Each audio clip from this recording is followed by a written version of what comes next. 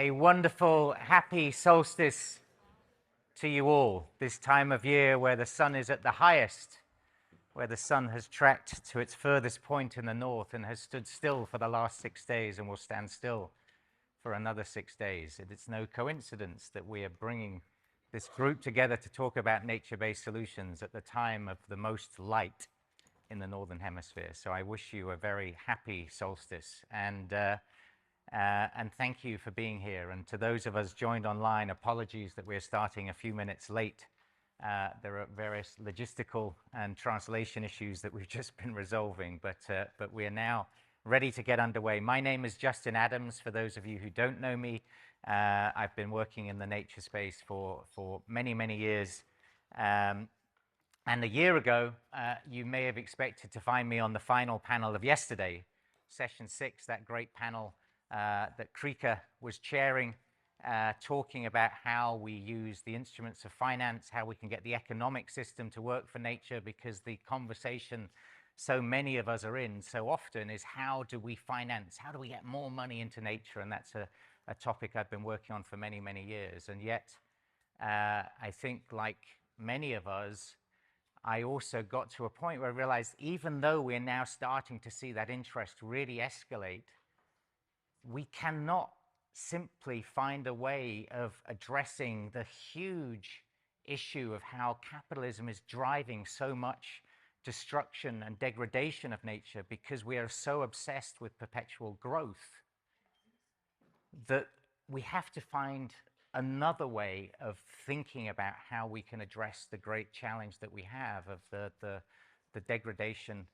of this beautiful planet that we have. And so for me, the simple transformation, the simplest way of describing what the journey I have been on over the last 12 months has been the burning fire that has been inside of me, the spiritual journey that I have been walking, that I have so often hidden, has actually been the turning myself inside out to say, actually, we also have to bring ourselves into new relationship with each other and with the planet. And finding a way to bring these worlds together, for me, has been part of the journey of what this conference is about. The ceremony, the opening ceremony, so beautifully led by Mindahi, that many of you participated in, that Nikki referenced in his remarks yesterday, was that invitation to come into this space in a much more intentional way. The music that we heard last night, the beautiful singing of Sam, but also the Greek choir that was singing this extraordinary story of the whole journey of life, from life to death. And I just want to give a shout out to Nikki and the Greek choir, because that choir mobilized. Nikki literally gave the call at 6 o'clock in the evening to confirm that actually we wanted them. And it's probably only the Greek community that could have mobilized so quickly to have 14 members of the choir with us just an hour or so later, ready to sing in the museum. So huge thank you to Nikki. And so much of what we talk about in this room, we're in our heads, right? And the all-important work of figuring out and thinking through how we're going to make a difference. It's what drives so many of you. It's what's built your careers. And it doesn't mean, so what we now need to do is start weaving ways of bringing our head and our heart together. So when I talk about bringing the cultural elements, the spiritual elements into the work that we are all doing, that is not about saying that the work of the head, the work of this great city of Oxford, this great city of knowledge and imagination, but it's about actually bringing these worlds together. It's about marrying head, heart, and our hands, the work that we actually do, if we're going to genuinely find a new way forward. So for me, that's what this conference has been about. I hope you have all been touched somehow, however you have done that in terms of the nature walk or the ceremony, Mindahi's blessing yesterday morning, and really thinking about how you connect to your own journey, to thinking how you can bring your best self, because there is a wonderful quote from Joanna Macy that says, that ordinary people are going to turn this situation around, but it is only when our love becomes greater than our fear that we will actually address the underlying issues that are holding us back from deeper transformation. So Nikki's 3Ts, triage, transition, transformation. Today, the journey of today is about how we might think about coming into a new relationship. So we're going to have 3 sessions through the day. We're going to have a session that is about relationship. We will then have a session which is actually about reimagining economic models, and a session that thinks about ritual and the importance of group behavior to actually start shifting our behavior and our values.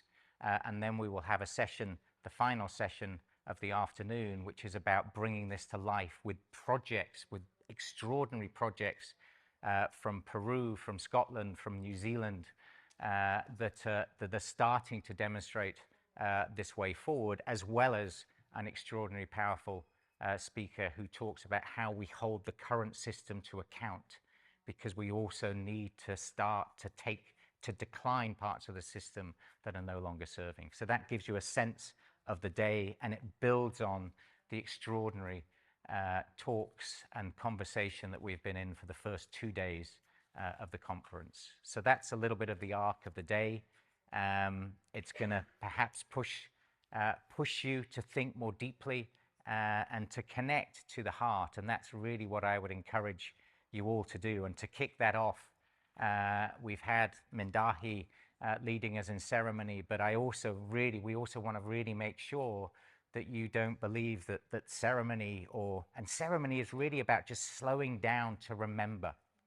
It's about just taking a moment to remember what is important. And that's something we can be helped with and inspired by indigenous people who many of you work with through the various work you do.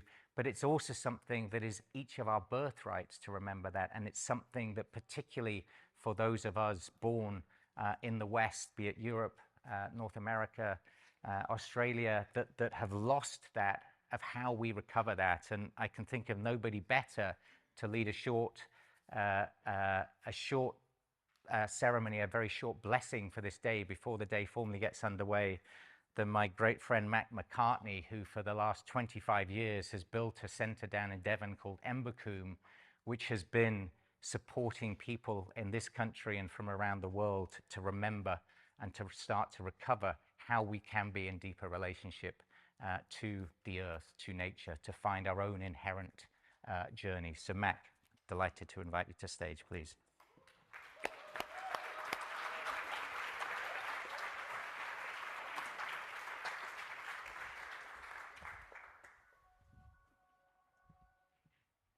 Sometimes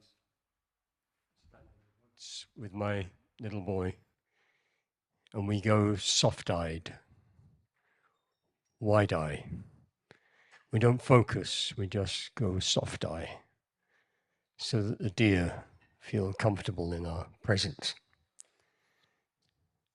If we were to imagine now that these walls were to sort of fall away, as indeed they will one day, if we were to imagine these walls fall away, and we are standing here upon the earth, and all those that have been born, all the generations of human beings who have walked before us and other kinds of humans who've walked before us, have given us the privilege of being alive now, are listening in with a question in their hearts of how will we meet this situation that we now confront.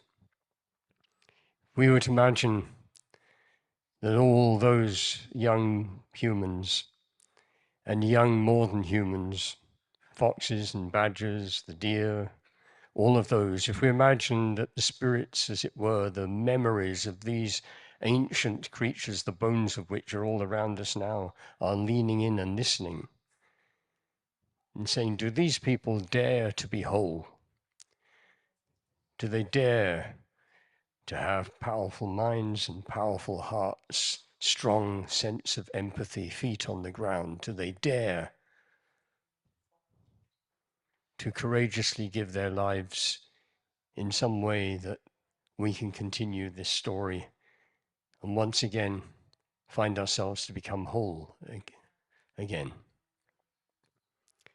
If we were to hold these thoughts in our minds, and all those who are unborn, still in their mother's wombs, or yet to go to that place, that will follow us, if we were to imagine that what we are doing here this few days really does matter, and that seeds may be sown that results in action, and that we decide that this time together is some kind of new beginning, when we will discover at a deeper level what it really truly means to be human and join the family of all things. Thank you.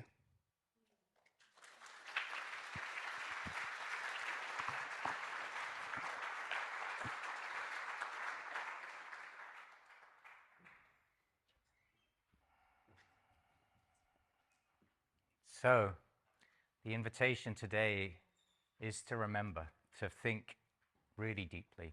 And so, to get us underway, I'm delighted to invite Nicole Schwab to the stage. She will be the chair for session 7.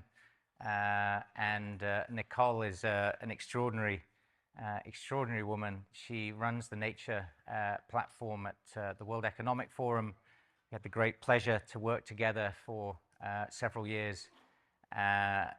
She is an inspiration. She's written a beautiful, beautiful book which weaves this story, this inner story, the spiritual story, to the outer world, and that's really guided so much of her journey through her professional career, from working in the government of Bolivia and the World Bank through to the work she's doing now at the World Economic Forum, working on health, working on gender and equity, and working on nature. And of course, all of these things are intertwined, as we've also been exploring the last few days. So I'm delighted to invite Nicole to stage. So please give her a very warm welcome, and we'll get session 7 underway. So thank you. Thank you. Thank you. I'm really delighted to be here for this session in particular, remembering our profound interconnectedness with nature. As Justin mentioned earlier, and as we've heard from Mac, what this requires is for us to shift from looking at things purely from our analytical, rational minds, which we need, but which are only one piece of who we are. It requires connecting with our hearts, our hands, and I would say the soles of our feet that are walking on the earth, and bringing our whole beings to what we are doing, to what we are seeing, to what we are understanding. It also requires us to shift from an anthropocentric view that places the human at the center to an ecocentric view and a biocentric view. And finally, it requires us to understand that nature is not something out there, but that we are part of nature. And we have an amazing panel this morning who will invite us on this journey of how we can reweave ourselves into the web of life so that we may look and reimagine the world and the future from that vantage point. And so with that, the way we're going to do this is, first we will have 4 co-notes by each of the speakers. And after that, we'll have a brief panel. And during the panel, you'll also have a chance to ask your questions, both in person and those who are watching us online. We will have consecutive translation for Naini. So for part of it, we'll make sure we have sufficient time so that we can enable the translation as well. So with that, it's my great pleasure to invite Laila June to the stage. When I first heard her speak, I was deeply inspired. I actually had a deep insight about this shift in narrative of the human being and how the human being relates to the natural world. So I won't say more because you'll hear about it very soon.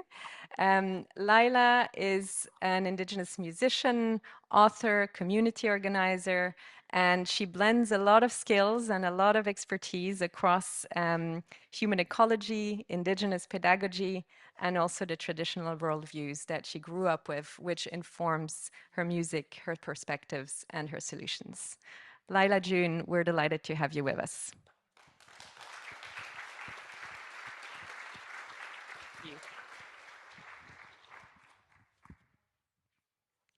Oh, thanks so much.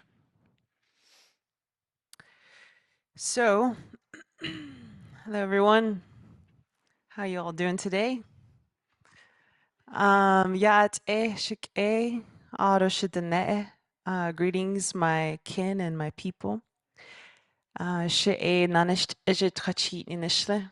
I'm from the Nanisht Ejit Trachitni clan of the Dene Nation. We are also incorrectly known as Navajo.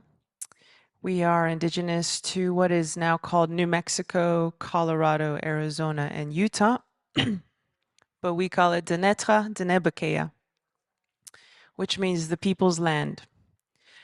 So happy to be here. So happy to be here. I'm gonna time myself so I don't go, you just get started and then before you know it, it's been like half an hour or so. I think I'm gonna start with a poem, more for my sake than yours.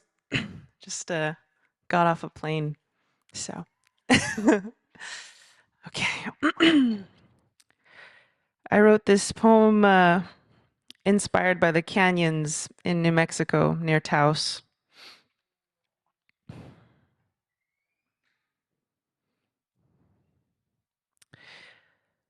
When I close my eyes at night, I can feel the rock being cut open by water. I hear a grandfather's song and it sounds like sand walking down the river bottom. And in this song, they talk about how even the mighty canyon walls were carved by meandering streams. Beneath the gentle waters, there are people. Not people like you and I, stone people. And when I close my eyes at night, I am one of them. And over lifetimes, she courses over me until I am polished and smooth. She teaches me about patience and commitment. The waters, they teach me how to be gentle yet persistent. And in her language of trickles and bubbles, she speaks to me. And she says, journeys, take them. But try not to forget who you are along the way. You are my child. You are my beloved child. I have nothing for you but these words. So place them in your pocket, and I will see you again when you arrive at the ocean's throne as 1,000,000 kernels of sand.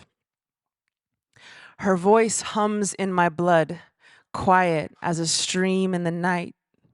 And it is this song about how we are all just so loved. The eagles sing this song with her. They dip their talons into her soft body and pull from it a fish, a flesh meal for their children. They sing this grandfather song with her, and it sounds like feathers cutting into the sky. And it is this song about how even hatred surrenders to wonder. She is breaking my heart apart like a stubborn granite puzzle of problems. And even the hardest doubts and sorrows give way to the waves of her infinite grace. And who knew that sometimes grace can come in the form of a raging river that takes away everything you thought you owned, all the shame and all the blame, and replaces it with a weightlessness so profound that you can't not cry. Tears of absolute praise, and run all around the riverbanks, shouting to the minnows and the cattails and the crawdads like a crazy woman about the truth of beauty, about the truth of a God that breathes through the trees, truth of a creator that weaves bodies from dust and light, a truth of a creator that weaves winter from water and night, and carries us down the river of life over and over and over again until we finally understand the meaning of forever forever. In the language of the stones, there is no word for regret or mistake. There is only the complete understanding of what it means to be a beloved son or daughter. We are the rocks, and Creator, she is the water. Thank you for holding space for that.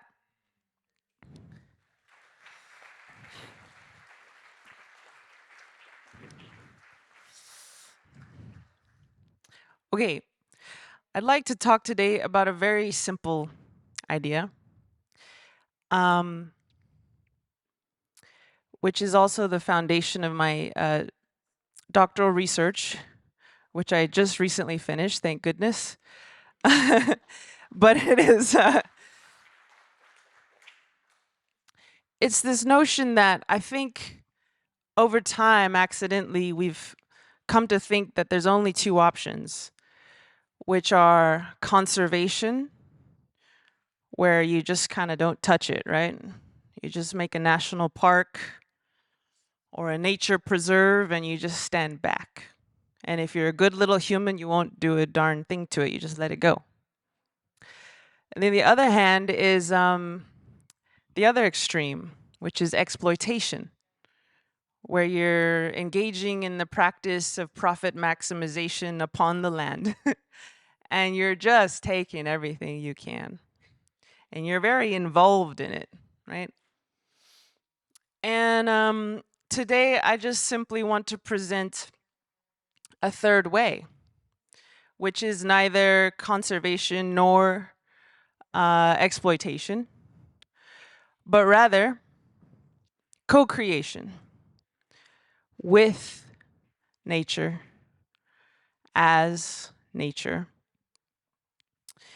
And so this involves, it's kind of more like the nature preserve, I would say, because the value system is about caring for the earth.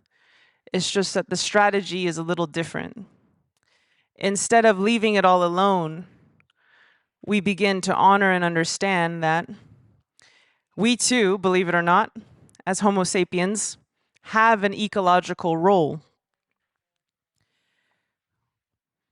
We belong here. I know it sounds crazy. We're not an accident. When guided by the right values and principles, we can be just as beneficial for the land as a beaver is, or as a wolf is, or as a mycelial network is. In the Yoruba language, the word for human being is chosen one.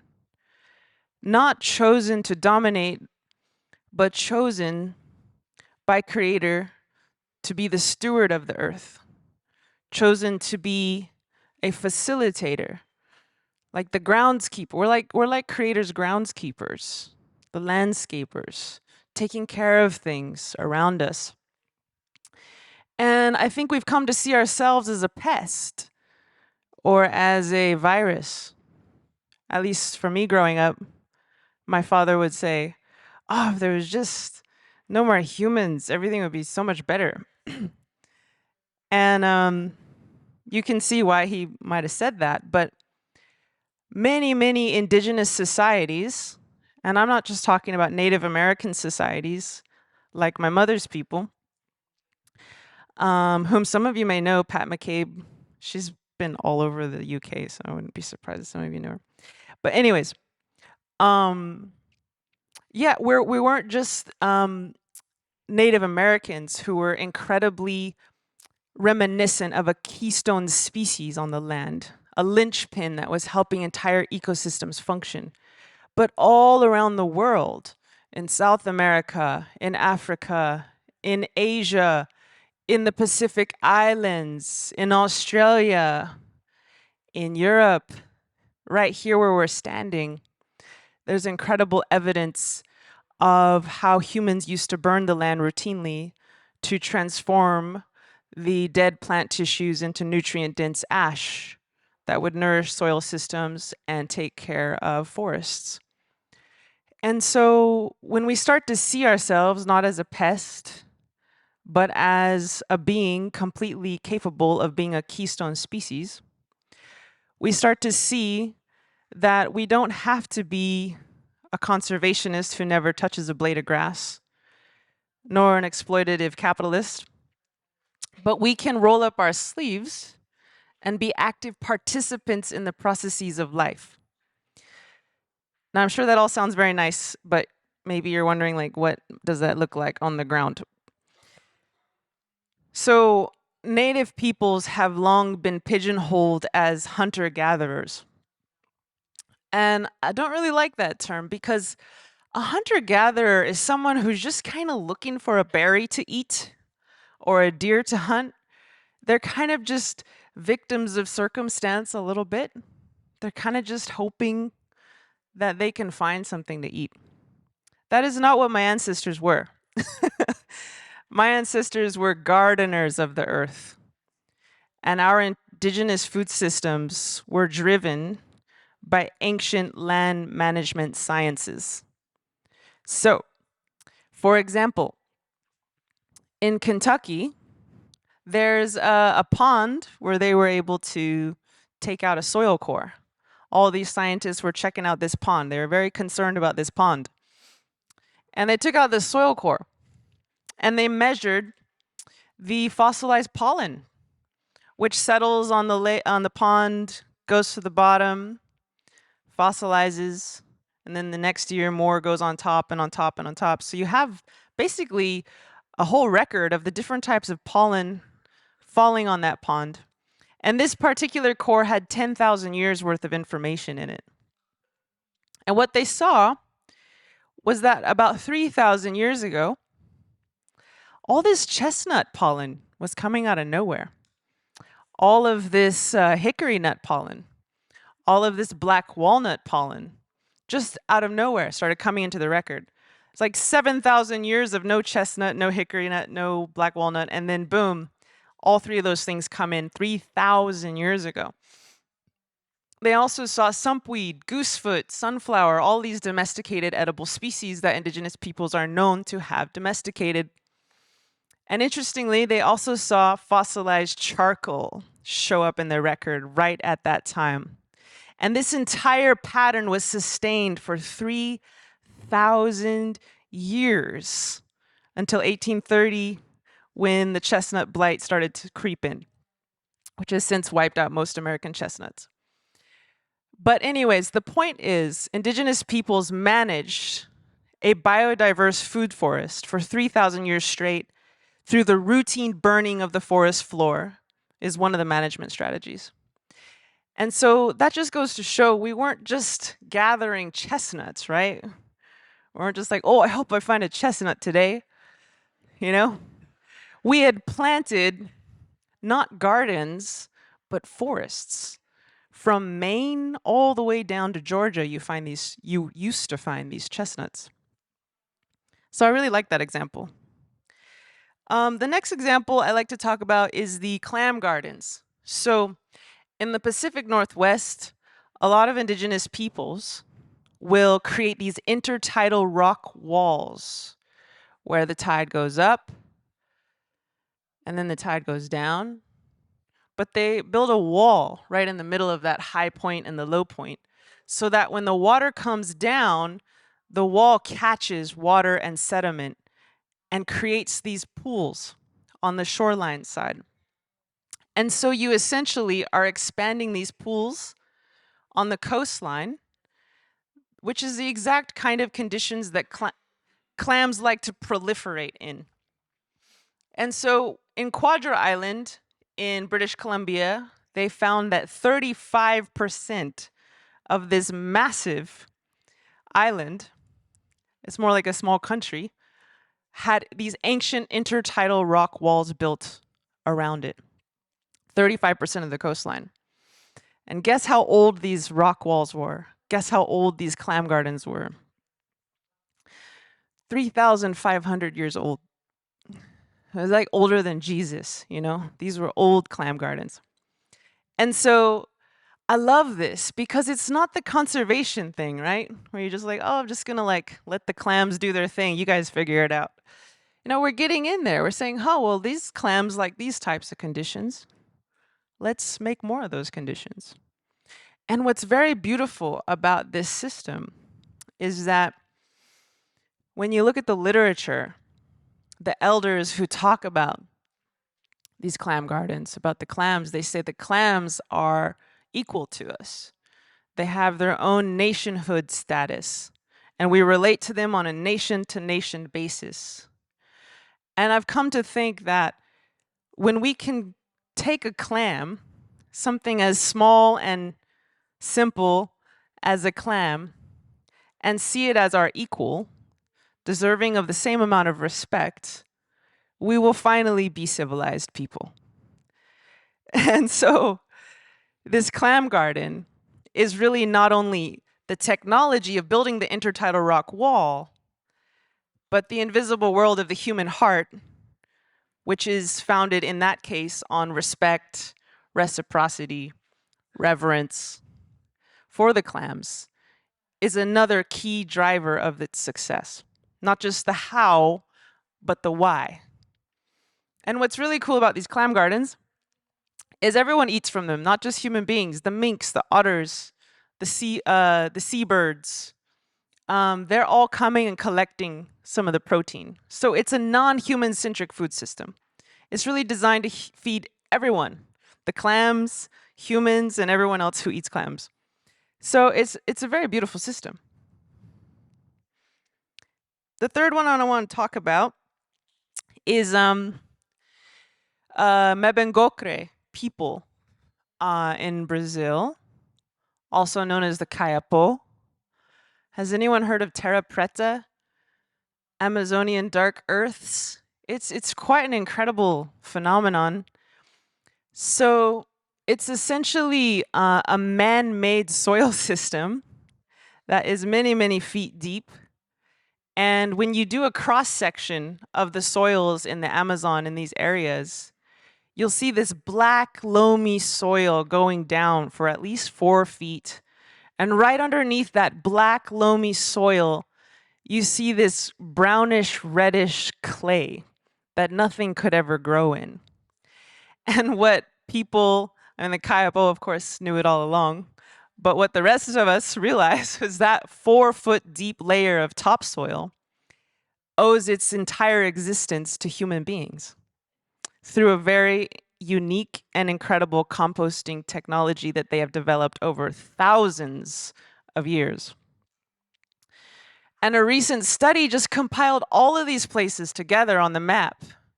And so you're looking at all the identified Terra Preta sites, and you look at this map, and the whole Amazon River Basin is dotted with these black dots, these Terra Preta sites, which people have come to interpret to mean that the Amazon River Basin, as we know it, is not wilderness per se. It is not pristine nature. It is the co-creation with Homo sapiens of a productive, beautiful, biodiverse forest. And that's something that I think is also true for the United States, but it's harder to talk about because they don't want to admit that we've been there for a long time and that we've worked the land a long time. They say we all came from Asia across the Bering Strait, which has been unequivocally disproven many times over. I mean, clearly there was traffic back and forth, but there's many human sites in North America that predate the Bering Land Bridge. Anyways, don't get me started on that. All day about scientific racism, which this is a great place to talk about it. I say that with a lot of love. So the fourth little case study I want to talk about is the Gunditjmara eel farms, which are found in Australia. And it's quite beautiful as well. So the eel are a species that Like salmon, it goes from freshwater to saltwater back and forth. But unlike a salmon, they spawn in the ocean and then they go up to the freshwaters to hang out, mature, find a wife or a husband or a partner, have some, good, like, what do they call it? A young couple. Then they go to the ocean and spawn and, settle down.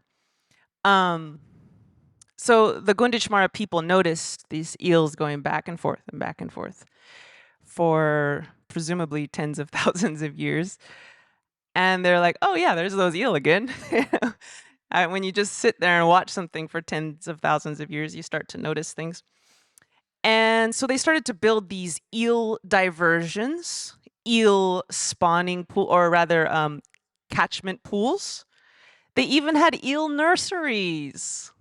I mean, they still have. It's very cute. And they even have eels that are diverted into some areas for capture, and some that are not, to ensure that enough go back out so that they'll come back next year. And so the Gunditjmara people like to say, look, we're not hunter-gatherers. We're harvesting eel from a place that we have co-created with nature. We have co-designed this place to create a predictable, perennial food supply. And so you get my point, basically, is that we don't have to be so hands-off, and that being hands-on doesn't mean that we're going to harm the earth. That these human hands can be a blessing to the earth when guided by the right values and principles. And so I like to think of it as hardware and software. We're all like computer people these days, right? I think I'm almost out of time, so I'll wrap it up soon. We have the hardware of the human body, but what really drives it is our worldview, our software, the program by which we operate on. And I love this conference and I love what you're all doing, because what you're doing is you're trying to refine the software that we operate by. And sometimes, just like air, it's invisible, right? But it's giving us all life. Or like the roots of a tree, you can't see it, but it's responsible for the trunk and the branches and the leaves and the parts that we can see. So similarly, this invisible winds of our beliefs and our thoughts and our morals and our principles in turn manifest our actions, our strategies, our goals in life, which in turn shape our entire reality. So that's why it's very important to go back to the source, to go back to the software. And I'll just end by saying the indigenous software, as if there was an indigenous software. Of course, there's like so many different types and kinds and tens of thousands of different indigenous groups worldwide.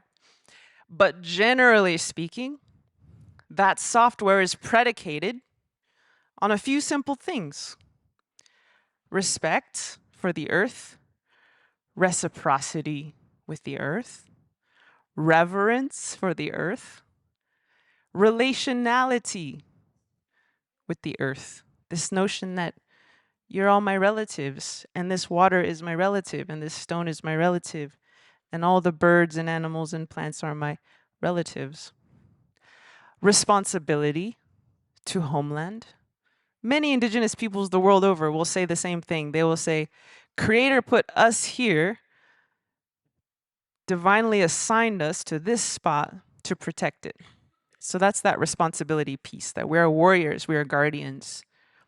Humility is a big part of that software. Honoring that we are a part of something bigger than ourselves, and not trying to be on top of it, but trying to be a part of it, trying to be helpful, like at a family dinner, you don't just want to eat all the food, right? You want to wash the dishes, do something. So, yep, those, I think I said 5 things: respect, reverence, reciprocity, responsibility, humility. That's a very good start. If we could just start with those things, we'd be much better off. Thank you for your time.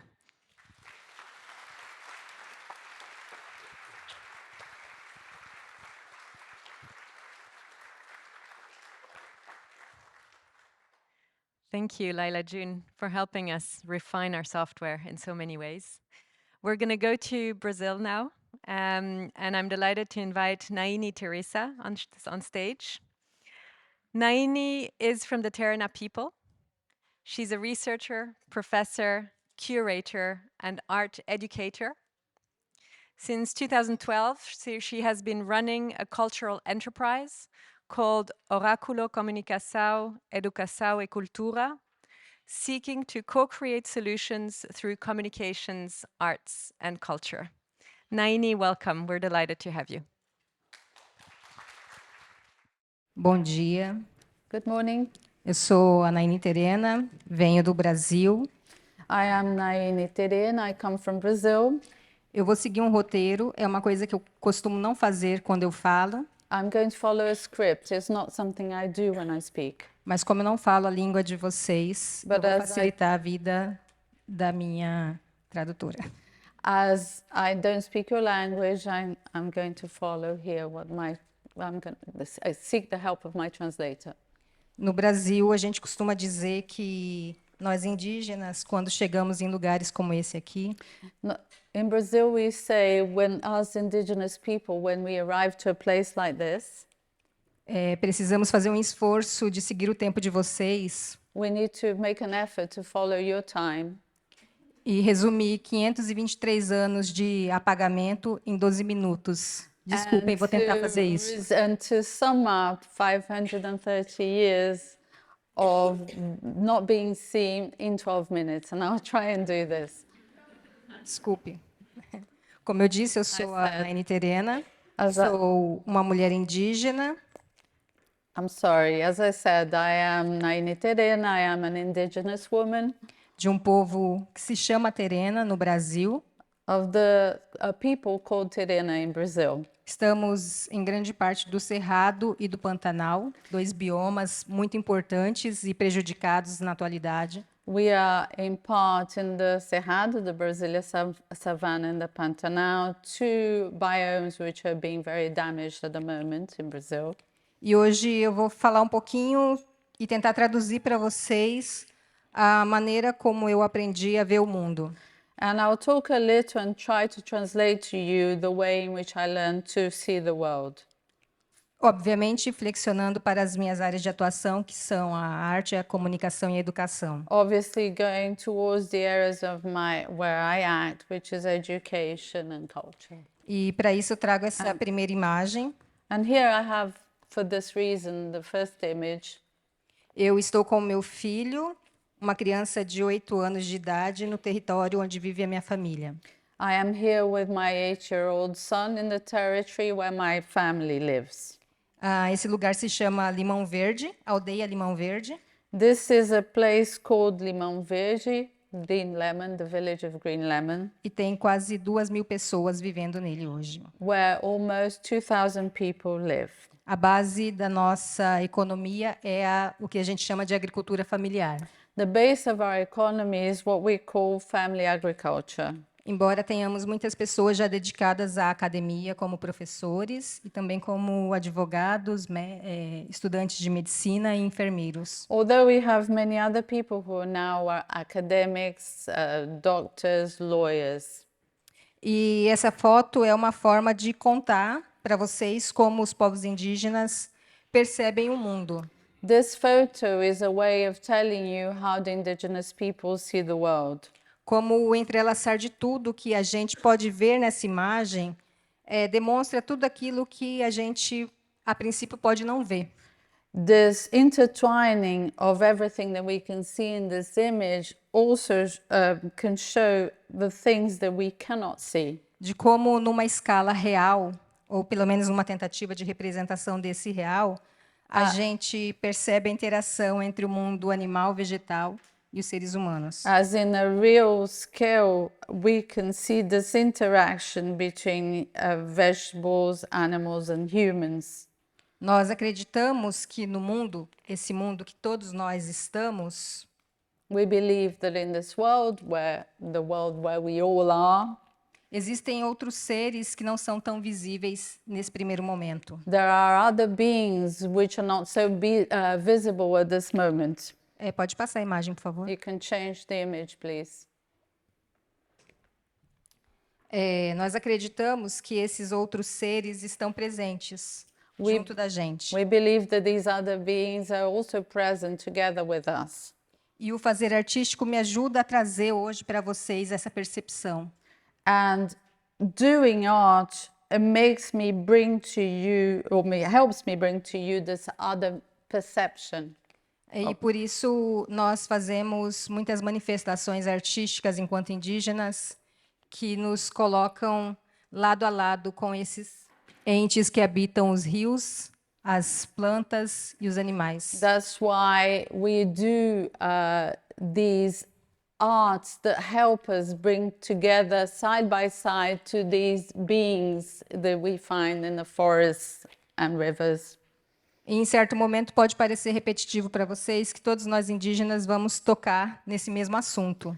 It may be a little bit repetitive for you because all us indigenous people will touch on the same subject.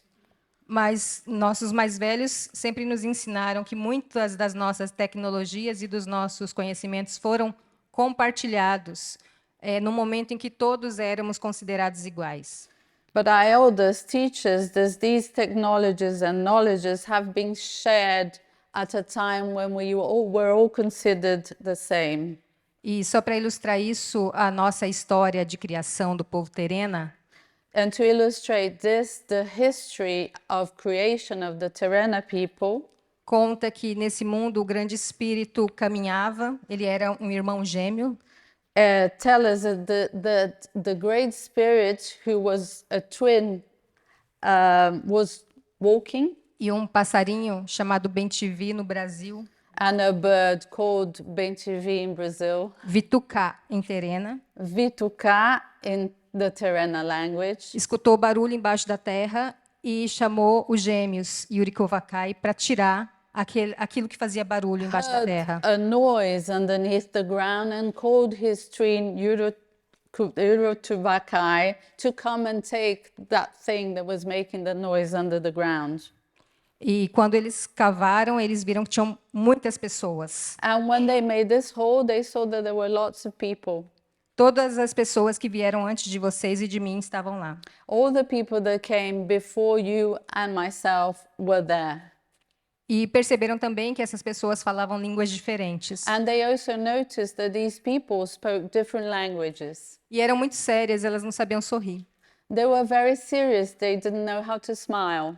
Então, os gêmeos convocaram os animais para tentar trazer um pouco de alegria para essas pessoas. So these twins called over the animals to try and bring a little bit of happiness to these people. E aí as pessoas começaram a sorrir e falar as suas línguas diferentes. And so these people started to smile and speak their own different languages. E aí, então, como eles falavam de maneira diferente, os gêmeos distribuíram essas pessoas pelo mundo. And as these people spoke different languages, these twins distributed these people across the world. E para os Terena, deu sementes, ferramentas e ensinou a plantar. And for the Terena people, they gave seeds, tools, and taught them how to plant. E por isso, passado o tempo ancestral até os dias de hoje, século 21, a gente ainda planta. And that's why from ancestral times to the 21st century, we still plant. Plantação essa que durante a pandemia salvou muitas famílias em isolamento. And this planting saved a lot of people who were isolated during the pandemic. Nós tínhamos muita comida e essa comida ia se perder. Então, uma frente de mulheres se reuniu para montar kits e mandar para outras comunidades e para a cidade.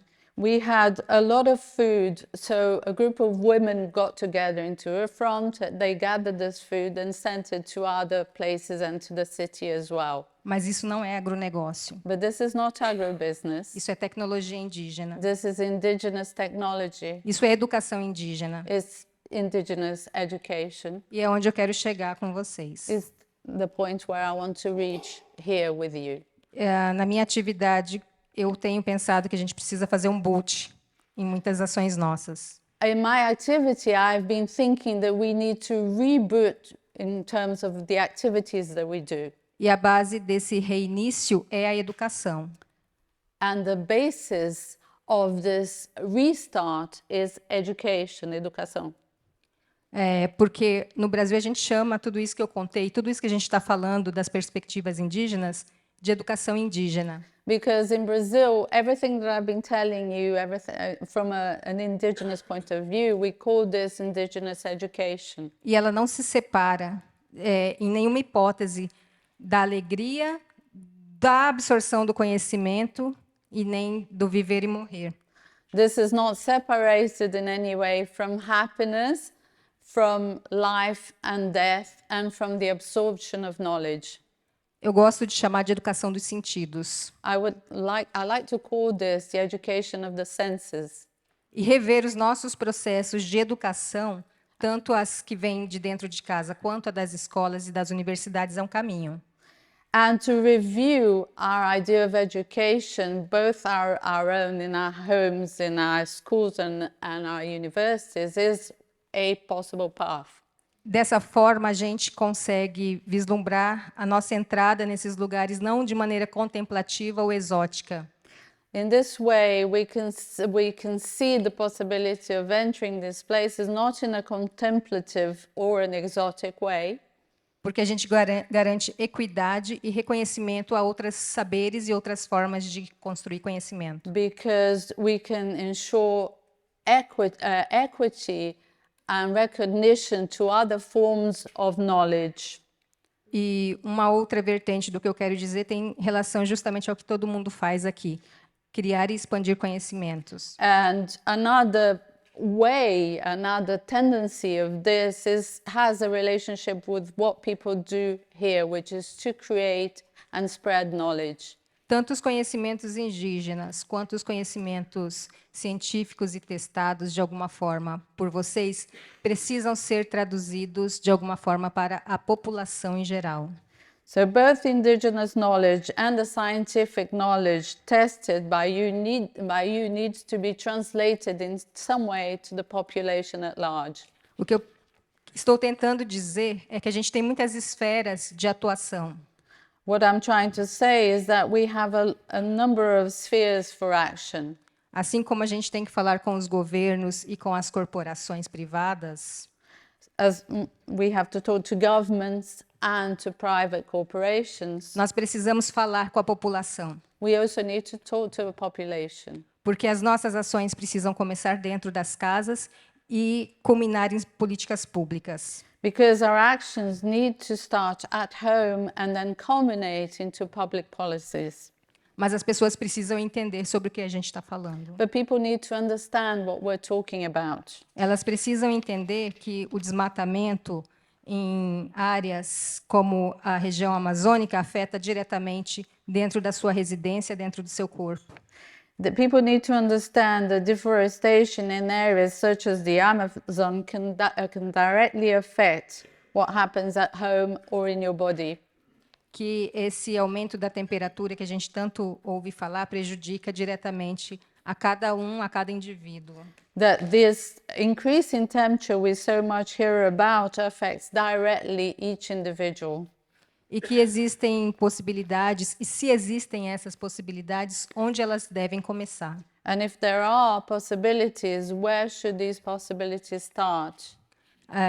Eu ia encerrar com um vídeo, acho que não tem I vídeo, wanted to conclude with a video, but I don't believe we have this video. mas ele está na minha rede social, se alguém quiser But if ver. anybody wants to see them, it's in my social network. Há 5 dias. Tem vídeo. Eu vou falar e aí depois passo o vídeo. I'm going to speak and then we can show the video. Há 5 dias atrás, eu estava na Alemanha, 5 days ago, I was in Germany, realizando uma reunião que já faz parte de um ciclo de reuniões que eu faço há muito tempo. I was part of a meeting, which is part of a cycle of meetings I've been doing for some time now. Que faz parte dessa estratégia que nós criamos enquanto grupos indígenas, Which is part of a strategy we created as indigenous peoples de difusão dessa educação dos sentidos. to divulge this education of the senses. Tínhamos artistas do Peru, da Argentina e do Brasil, We had artists from Peru, Argentina, and Brazil, indígenas e não indígenas. both indigenous and non-indigenous. E a nossa reunião tratou das urgências coletivas e individuais. And our meeting was about the emergencies, both collective and individual. E as individuais são muito importantes e sérias a serem pautadas aqui também. And those individual urgencies or emergencies are very serious and should be part of the agenda here as well. Porque pessoas que lutam e querem pensar outras estratégias de estar no mundo estão adoecendo. Because the people who want to think about and find other ways of fighting for the world are becoming ill. E muitos de vocês, inclusive, podem também estar se sentindo adoecidos pelo tanto de conhecimento que acumulam e não está chegando nos lugares onde deveria chegar. And many of you could also be becoming ill because of the amount of knowledge accumulated that you have that's not reaching anywhere. Que é o que a gente chama de sentimento de impotência, que tem afetado também muitas lideranças indígenas no Brasil. Which is what we call a feeling of impotency, of not being able to do anything, which is affecting the indigenous leaders as well. Junto a isso existem as perseguições e as violências, em especial contra as mulheres. And if we bring this together with persecution and violence, especially against women. E então eu vou mostrar só um trecho do vídeo para vocês entenderem um pouco e ver um pouquinho também como flui quando a gente reúne pessoas que falam muitas línguas, mas têm o mesmo sentimento. So I'm going to show a little bit of this video so you can understand what flows when you bring together people who speak many languages but have the same feeling. E para além das circulações, nós temos no Brasil um espaço para acolher e sejam bem-vindos. And as well as this cycle, we have a place to welcome you, and you're all welcome in Brazil. Obrigada. Thank you.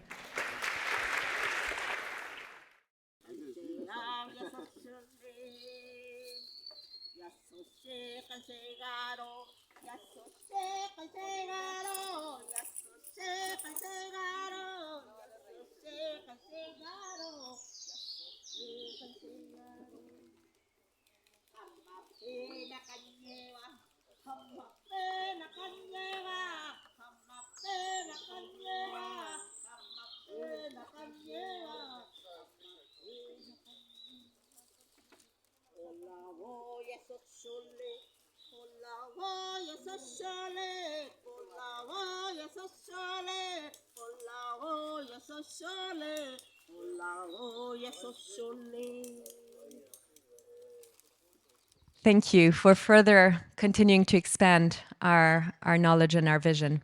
And for those of you who haven't seen her photo exhibit right outside on I Am a Tree, I encourage you to spend some time there to continue to immersing ourselves in a different way of perceiving the world and ourselves. So I'd now like to invite Mac McCartney again to the stage. As Justin mentioned earlier, Mac is the founder of Embercombe. I know that a lot of people in this room have been deeply inspired by Mac and by the journeys that they have walked there. And to truly empower people to live in closer relationship with nature, which is, I think, I've heard a lot of this inspiration already, and we're delighted to hear more from you. So please come on stage.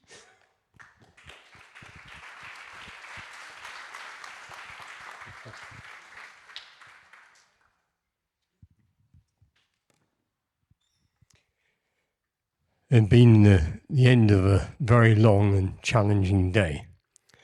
And I was exhausted from crying, exhausted from feeling upset and angry and then happy and then sad again and then angry. Upset with the ferocious teaching that I was receiving at the hand of my indigenous teachers, and it was pretty rough. And also profoundly inspiring, a very strange mix, but it was the end of one of these days. Went on for 3 months, this first encounter. And I was sat round a fire, a circle of people, feeling, thank goodness I survived. It's another day, and hopefully tomorrow won't be quite as bad, and all this sort of thought. And I was slumped back and enjoying the fire, and one of the people in the circle begins sniffing. Yeah, bad smell. So I'm looking around, I can't smell anything. Suddenly someone else in the circle starts sniffing. And there really is a disgusting smell. And then suddenly more people are sniffing. Suddenly most of the circle are sniffing, and expressions of disgust on their faces. And so I'm sniffing. I can't smell anything. And then suddenly all of their faces turn towards me. And one of them says, I know that smell. That's the smell of a believer. Are you a believer, Mac? So I fairly, obviously, rather rapidly worked out that being a believer wasn't a very cool thing to be. So I, no, I'm no, not a believer. He said, we don't like believers. Come out here. We went out through the trees to the top of this valley. And we looked down through the valley. And there's forests, big, hundreds and hundreds of acres of wildland. A tiny little stream that's like a silver line just tracing its way through the bottom of the valley. High above there are kind of different raptors, birds of prey. And the whole land seems to shine with joy and self-belief. And this guy crouches down behind me because I'm just kneeling on the ground, and he whispers in my ear, what do you see? And I can't speak again because once again I'm weeping. He says, what you are witnessing is creation. You do not need to believe in her. You can go down to that stream, to that beautiful little rocky pool. You can whip your clothes off. You can dive into that stream. You can climb that tree. You can kiss and embrace that beautiful other human if they're up for it. You can engage and participate and bathe in the beauty that you are witnessing, and there is no need for belief. And I'm speaking about this now because I feel we need to build some bridges. There are many of us who find the whole concept of spiritual, as it were, some other, and we have been taught, I think, over a long period of time, to be very suspicious of anything that carries words such as that around them. But it was listening to Karen Armstrong, a religious scholar, some years ago in their TED Global talk, when she revealed to the audience that belief was a very, very late arrival into Christian theology, for instance. It was never there in the beginning. And then later in my own research, discovering that for many indigenous peoples, particularly one tribal group that I was associated with, they had no word for belief in the ancient dialects of their language. No word, no concept, no understanding of belief. They didn't believe in anything. They lived inside it. And so I feel, if there are those of us who are seeking a gateway, a pathway into this sort of relationship, into this way of being in which we could participate and be part and feel that we belong, and find our way to reciprocity and reverence and relationality and all those other things which I think are in our hearts we long for, and the pathway is through opening our eyes to the beauty into which we've been born, to the trees that are forever gracing our cities and our towns and our countryside, to the small and large animals that are still part of our world, even as many of them are waving goodbye and leaving. In my own family, a hedgehog arrived at the bottom of our garden about a week ago. My little 7-year-old decided that our hedgehog needed a name. So you're the first audience to which I'm sharing the name of our new hedgehog at the bottom of the garden is Pablo. And suddenly my wife, who's relatively disinterested in many of the things of this kind, I mean, she's a lovely, lovely, gorgeous woman, but, you know, the dog is just another responsibility. The cat, you know, is a whole nother thing. But suddenly she's really taken to Pablo. So I catch her doing things like filling up a little water bowl, saying that she thought Pablo might like a drink.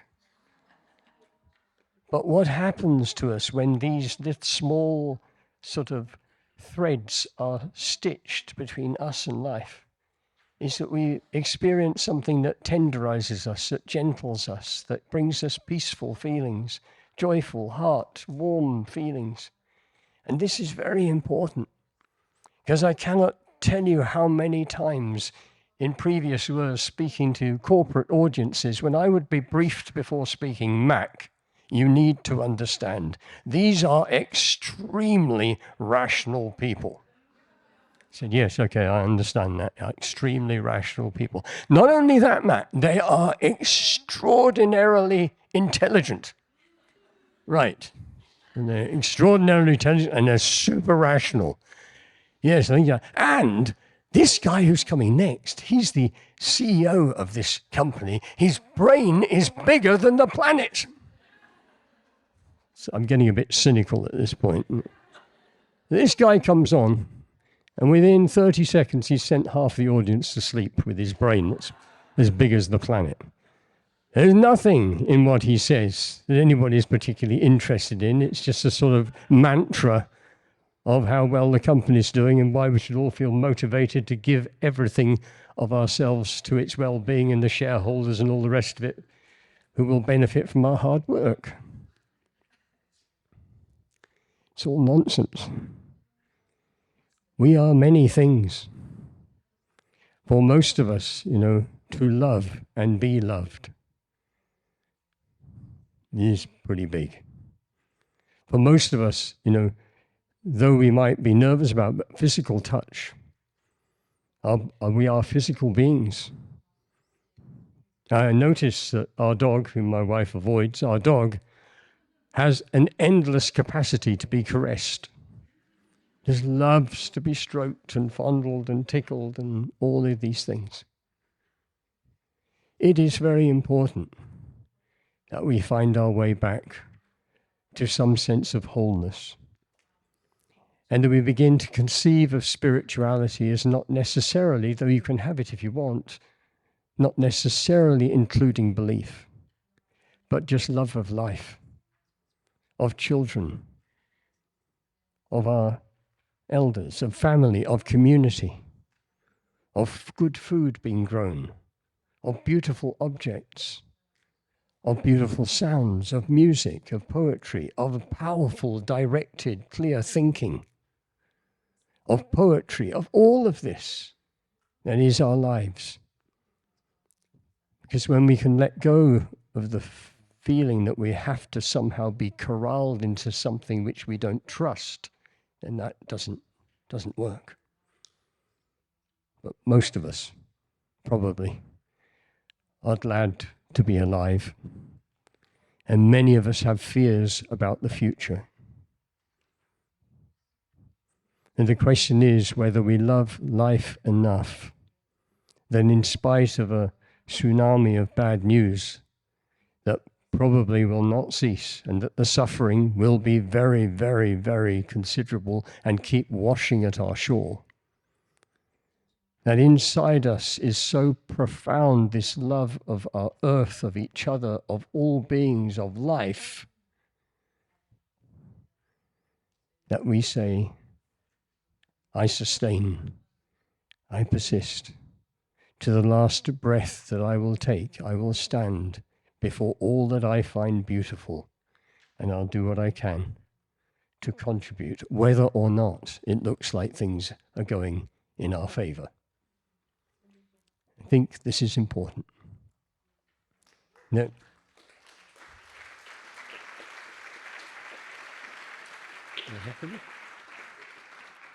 I hadn't actually quite finished.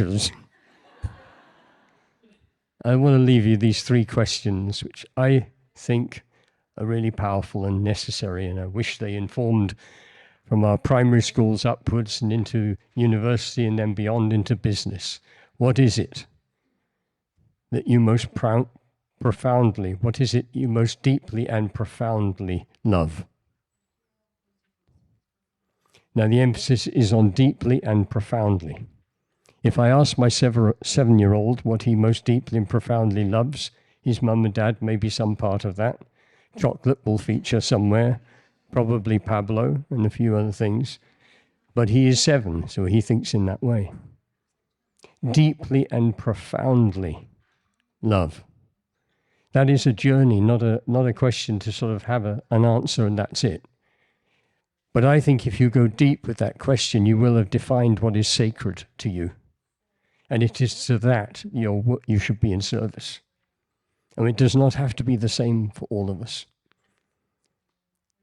But if that is what inspires us, that is what is most beautiful to us, then why would we not give our lives towards the protection, the growing, the caring for that? And the second is, what are your deepest and most profound gifts? This is not qualifications or achievements or anything, but the gift. If you could entertain this hypothesis that you were given a gift and that it is your life duty, as it were, to locate that gift, grow it, bring it to fullness and share it. With that to be the case, then we don't worry that your gift is different from mine. Thank goodness we have lots of different gifts. We need them all. And then it becomes a joyful thing. And our course, our work should be built around our gifts, because we will succeed, we will shine, we will feel good, and everybody will benefit. And lastly, what are your deepest and most profound responsibilities? So I've mentioned my 7-year-old several times. I love him, I care for him. My small family. But does that mean that I don't care for your child? Does that mean that our friends here from Brazil, from the North America, from these different places, do they not matter to us? No, in the end, we have to rediscover that we are family, that we belong to each other. Rejoice in our differences. Give emphasis to listening and building bridges between, rather than the fearful response of forever asserting our opinion and thinking that as long as we cling on to that, we'll be safe. Thank you so much.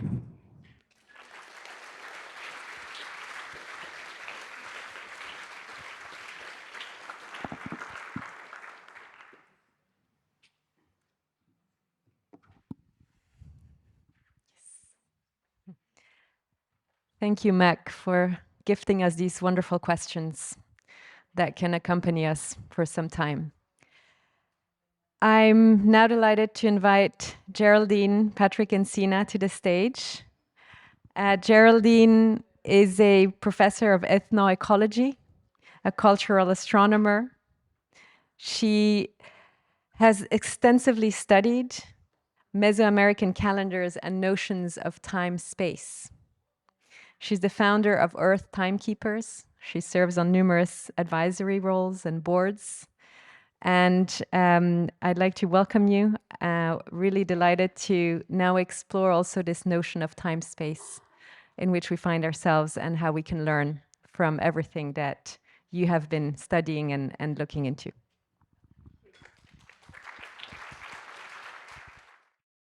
Thank you, everyone. I'm really glad to be here. And I'm going to be speaking about this beautiful place, this sacred landscape that was around in the 1450s in Mexico Valley. This is the place next to where I've made a home with Mindahi and our two lovely children. They were all born in the valley next door to this one, which was also full of water. And there's still a wetland in the valley of Toluca that Mindahi presented you with when he said, "The volcano of Toluca greets you." So from the volcano of Toluca, you can see the peaks of the Popocatépetl and Iztaccíhuatl. They are the husband and wife, and they are the oldest father and mother of the population that was living here. Otomi first, and then the Mexica came.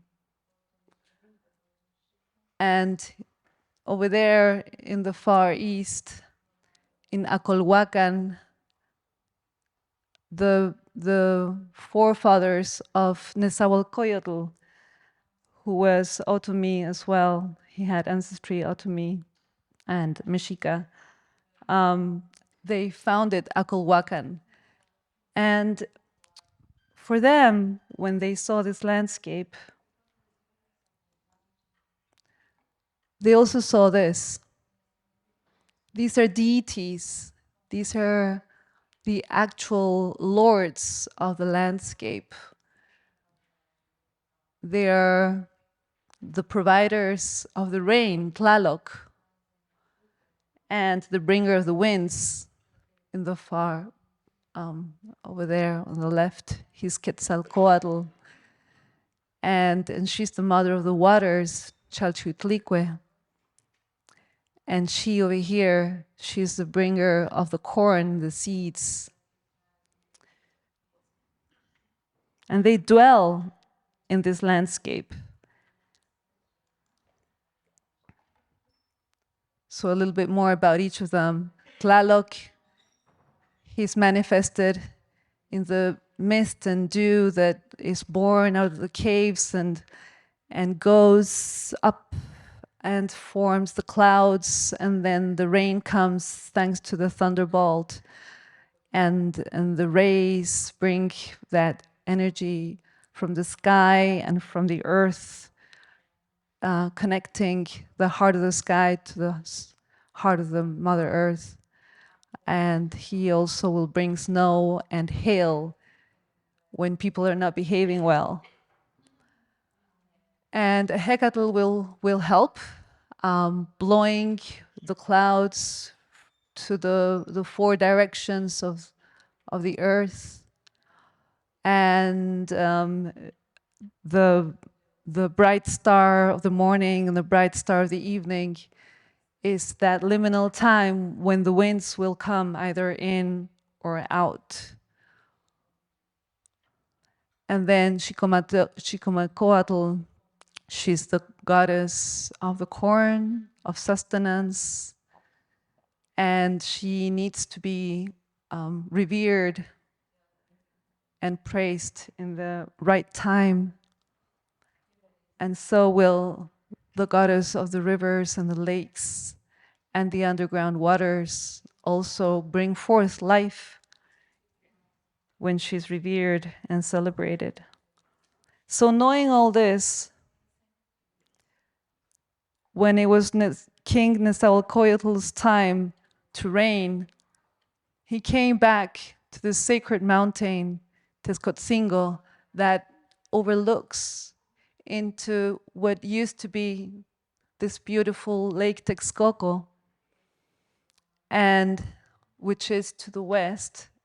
And then he would look into the east and see all the mountain, Big Mother Mountain, the snow-peaked mountain that we saw already, the Mother and the Father, and Tlaloc. And he understood, as we're going to see next, that there needed to be a connection between now looking from his sacred mountain into the landscape. What you can see that black line is the profile of mountains that today, in a foggy and smoggy day, you cannot see so clearly. But what he would see and understand is that this landscape was going to be the provider of the rains.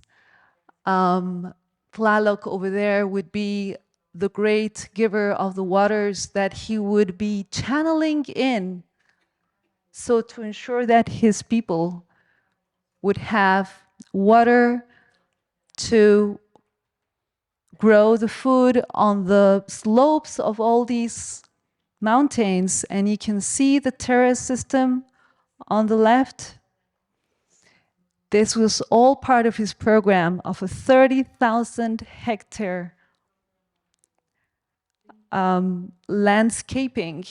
So to provide food for his people, ensuring that not only the rains would bring enough water, but that the springs from the mountains in this mountain range in the background would provide the waters through the 3 main canal systems, some as long as 12 kilometers. And only one of those canals exists today, and the others were destroyed by the friars who arrived at the beginning of like the 16th century. In 1530, most of the system had already been destroyed. I was invited to come and be part of a project with a transdisciplinary team that is wanting to help the communities that still are very much part of this legacy of Nezahualcóyotl to recover the system of growing food and maintaining their connection with their deities, the rain giver. And I was invited because they wanted to understand how Nezahualcóyotl was looking at the landscape from the perspective of the calendar of his people, his timekeepers. And what's very clear here is that from the palace that he built on the sacred hill, he had right in front of him the beginning of the year, and he could follow the rising sun up until the June 21st, at which point the rains have soaked the soil and made it really, really, provider of the water that the corn plant that has been put in the ground by April the 18th now is about this tall by June and will continue growing, and that he could follow again the sun and see it marking these moments where they needed to do some ceremonies. For instance, in mid-August, the fresh corn is ready, and there needs to be a ceremony to collect the first fresh corn, elotes, and the very sweet sugar cane from the stalk of the same corn plant. And then they would wait until the corn was already ripe and the squash was ripe, so that they would start collecting, firstly greeting the dead in the altar de muertos, in the altar of the dead, of the ancestors, praising them. If you see the cycle that that the sun would draw from the beginning in February up until this moment, end of October, is a total of 260 days. And 260 days was and is today a sacred cycle. A cycle that is represented here by the little dots that go along each of the lines and the elliptic that we're seeing drawn over here, where, as we see, this is a cosmogram that is representing the sacred time and space, is representing the lords or deities that are in, the presiding each of these sacred places or directions. And to all of them, there was ceremony that needed to be carried out. There, the sun and moon towards the east. And beginning in February, you can count 13 dots, 13 dots, 13 dots, and accumulate a total of 65 days, and then come down another 65, 65, and 65 to complete 260. And it is incredible that this calendar system, as much as it is really clear to me, it is not yet so clear for the mindset of the West that has been trying to figure out what was going on in the minds of these governors, of these statesmen, such as the king Netzahualcoyotl, when he was building his temple in such a direction as we saw on the other slide. So yes, for the past 520 years, ever since the first priests that were like the intellectual people collecting information about calendars of the Mexica and of the Otomi and the Maya, there has been no understanding of how the calendar of 365 days was working and maintaining its synchronicity with the sun. And so what I've done in my last 20 years of research is to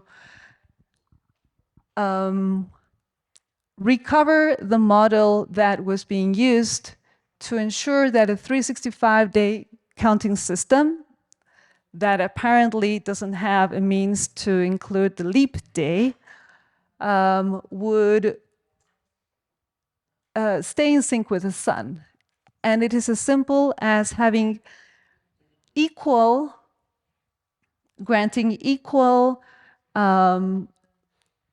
capacity for a year bearer to be accounting the days from the 4 world directions and from the 4 moments of the day, meaning that a year bearer named Reed, we're going to be on the year that is governed by the day Reed and Governor Reed, is going to be looking into the east and therefore to the rising sun. And when he has accounted 365 sunrise days, he will be moving the baton to the governor in the north, who would be counting not anymore the sunrise days, but the noon days.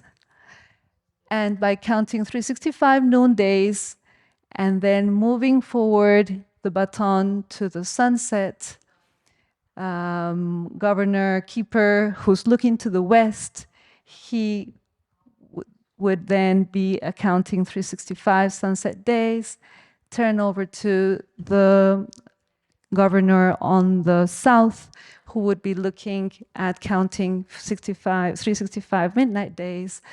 And then by the time that he is giving the baton to the Lord of the East, the Lord of the East would be again looking at that sunrise that he looked 4 years ago. This, which might sound really simple and straightforward, has not yet been accepted by the minds that are controlling in the academia the theory of what Mesoamerican timekeepers were doing. And it is in this Mesoamerican calendar system that we can see that there's the driving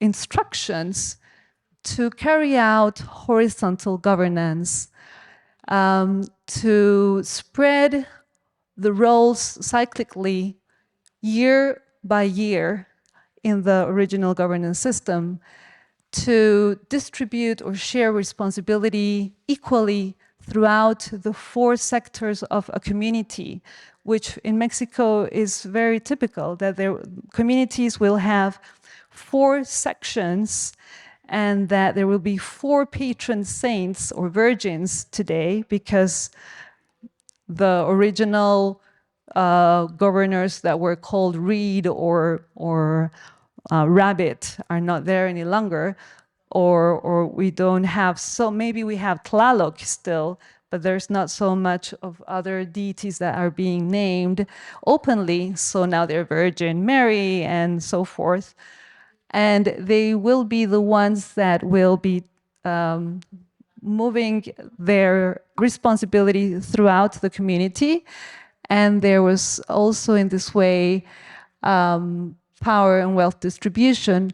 But one thing is important, which is that spiritual authorities are always being the ones guiding the community to ensure that there will be water, and they will be the ones that will receive the instructions from the god of the rains, from the goddess of the corn, to tell the younger people what works need to be done in the community to maintain the flow of the waters along the canals and the terraces well kept so that there will be the food that they need. There are today many challenges in this system. It is one that the government of Mexico needs to support again. And this interdisciplinary team that I'm working with is looking into getting this on the agenda of the new president of Mexico. So yeah, I'm really proud to be in this project, and that's what I wanted to share. Thank you. All right, so we have been on quite a journey in this panel, explored a lot of examples of different forms of knowledge, of different ways of perceiving ourselves in relation to nature, of different invitations to think differently about our software, about our role here, that we belong here, and what does that actually mean. We've also visited different notions of time. And so in this panel, we don't have a lot of time, but I'd like to bring it back a little bit to take up Mac's invitation of building bridges and to bring all of this back to today and to the work that we are all doing on a daily basis, and to discuss a little bit how can we bring all of that knowledge, all of that wisdom, all of these perspectives into our daily lives? How can we scale that? What are those bridges that we can walk? So that's a pretty big question, and I'm also going to take questions from the audience. We have a few questions coming in live. We'll also prepare your questions. I'll take a few, but maybe just to start, one of the things that I think about a lot around this time is the urgency, right? And there's this African saying that has been quoted by Bayo Akomolafe: "The times are urgent, let us slow down." I think this encompasses a lot of what we're discussing today. So how do we reconcile some of these tensions that we're seeing, both in terms of time, in terms of knowledge? How do we build some of these bridges? Who would like to start? And if we could ask everyone to just have 2 to 3 minutes, so we can take maximum, so we can take a few comments and then go to questions. The first question that you asked, how do we, as it were, begin to find our way into a new relationship? So I think we should approach it from a really simple basis. And the way that I did with my stepson, and I just did it again with my 7-year-old, because I was beginning to wonder if I just made it all up or whether it actually happened. But one day, we were walking outside in the garden, and I looked at Kai and I said, Kai, let's plant a potato. So he's about 3 years old, and he's excited by the idea of this. So, plant a potato. So we get a pot, and we get some compost, and we put the potato in, we cover it up. And I said, let's water it. You think that's a bit strange, and why? But we water it. And then I said, so that's fantastic. Let's go in for lunch. It's so good we planted these 2 potatoes in that pot. So he looks at me and he says, no, Dada. He says, one potato. I said, are you sure?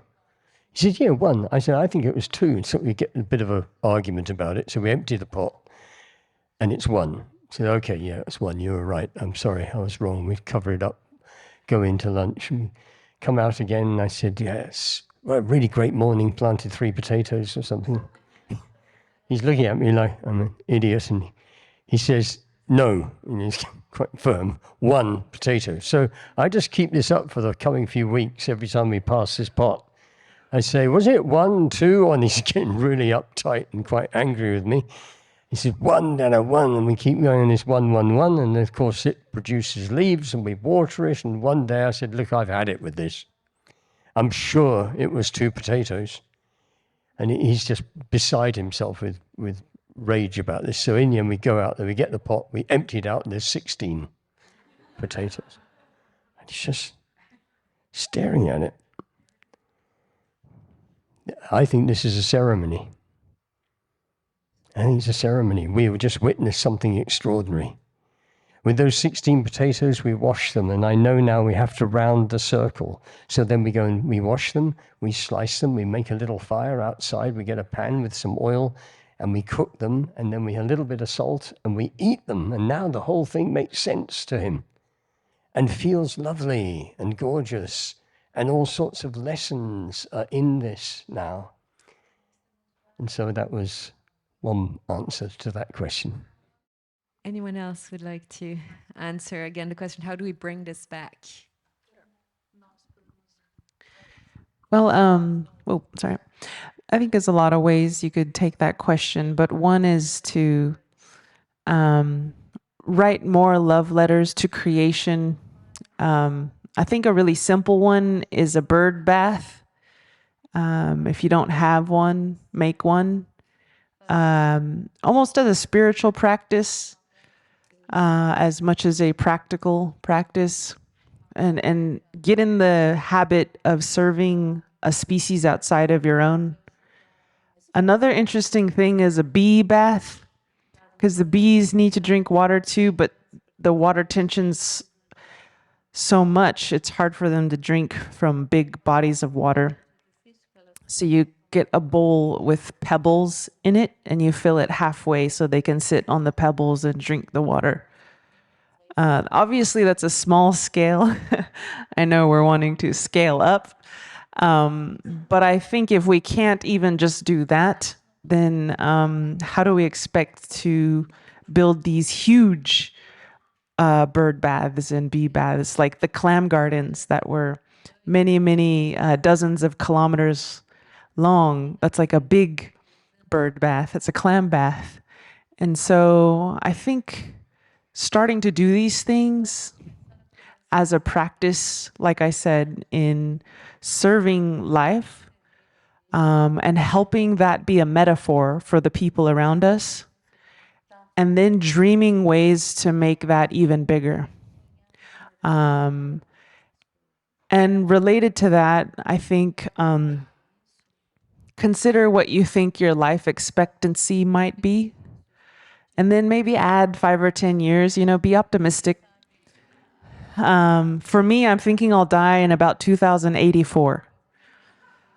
I'm serious. My grandma was 100 when she passed. And so, and consider, okay, 2084.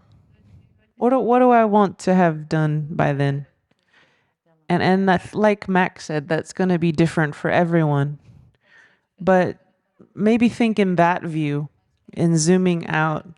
What do you want your contribution to be, so that you don't have to rush so quickly, but you can really work on a long-term project? So that's another exercise that's been helpful to me, to bring these ideas into the world. And quickly, I'll just say my idea that came to my mind was to start building local food systems from the land and show people that it's possible. My friend just wrote a book on how he ate food that he foraged or grew for 365 days purely. And I love that because he's showing us we can be liberated.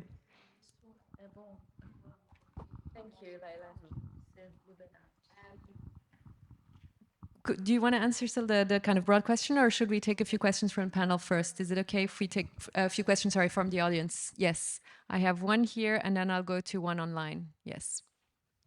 I was really struck by, Lila, I've scribbled down 6 things that you said about respect, reciprocity, reverence, relationality, responsibility, and humility as universal Indigenous values. And those all feel like values that are very deep within my sort of heart and soul as well. But I live in North Wales. I've spent most of my life in the UK, and I feel like we are very far away from our Indigenous values and beliefs culturally and as a society, but some of us as individuals may feel much more closely connected.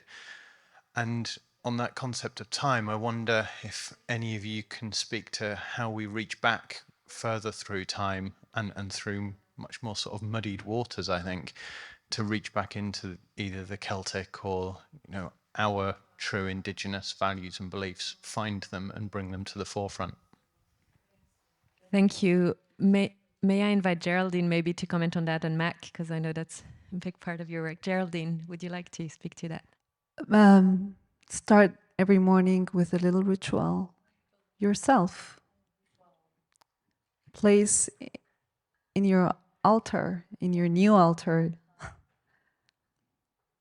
indoors, outdoors, both,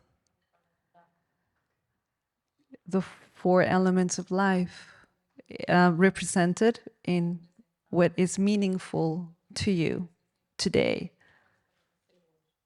And be in that liminal sacred moment and space.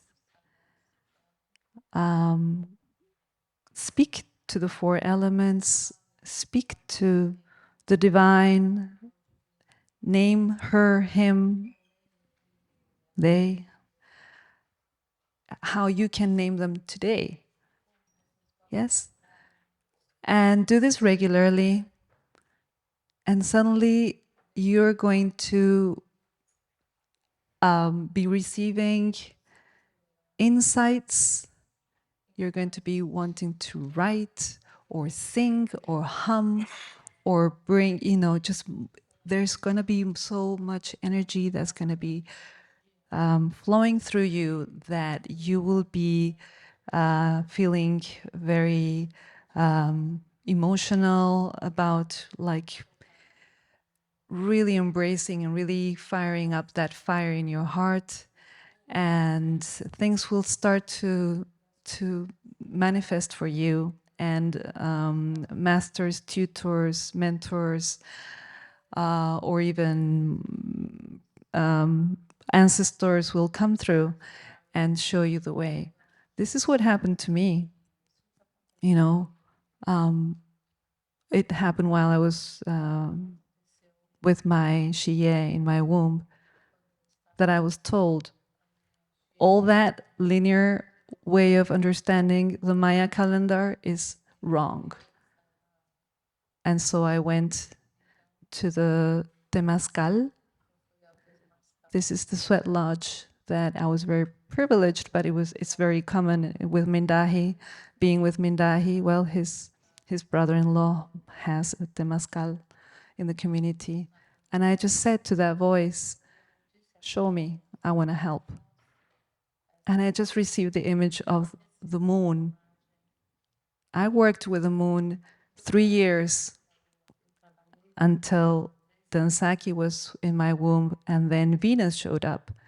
And I worked with Venus since then, and with Moon since then. They're now 19, so I've done a whole metonic cycle, and only, like recently and over time, been seeing how the almanacs of the Maya, of the Otomi Toltec, have this lunar metonic cycle completely embedded in the solar cycle, seemingly only solar cycle, and so forth. And so it's a journey, and then you can suddenly be of service for the community and go and integrate so many people who have little fragments, little hints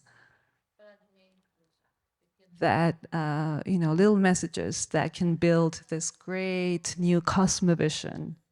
So now you have a new paradigm that you can share to a community. And that's a paradigm shift. Yeah, and as much practice as can be done, the better also, of course. So grow food and bring songs and heal and find your healing plants and animals and stones and stars. Thank you.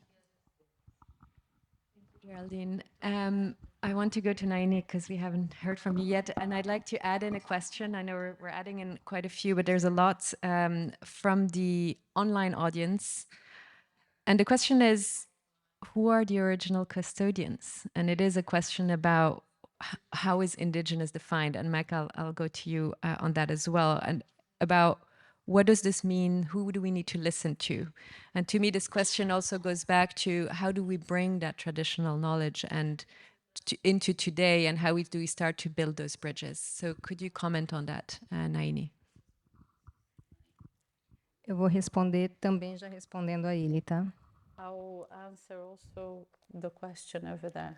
E eu não vejo quem está online, infelizmente, mas consigo olhar todo mundo que está aqui na plateia e estou olhando firmemente para vocês. I can't see the people online, but I can see the people who are here, and I can look at you very firmly. E nesse momento eu vejo olhares múltiplos, com muitas expressões. I can see multiple eyes with many expressions. E alguns estão bem perdidos, talvez para frente ou para trás desse tempo de agora, né? And some of them are very lost in either forwards or back in time, according to the time today.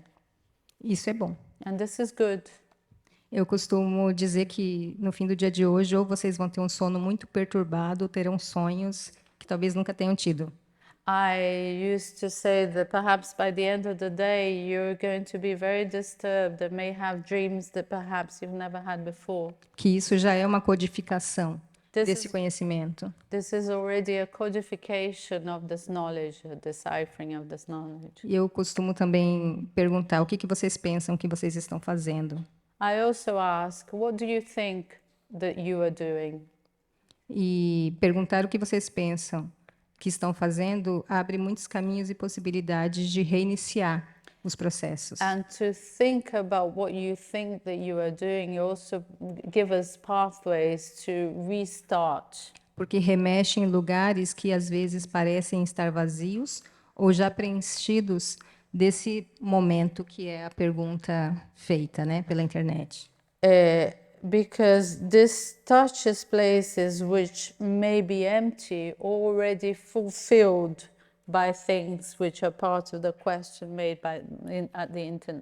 from the internet. E aí, num sentido de resposta a essa pergunta, e eu vou falar de uma maneira muito particular, porque a gente já vive um sincretismo espiritual.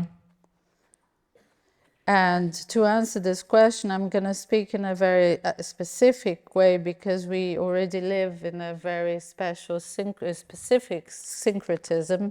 Eu acredito nesses seres que habitam esses lugares. Eles são quase que invisíveis, imperceptíveis, os entes. I believe in these beings that live in these places that are most imperceptible, invisible. These are entes or beings. Mas o tempo todo estão nos soprando informações. E a minha mãe costuma dizer que o silêncio também fala.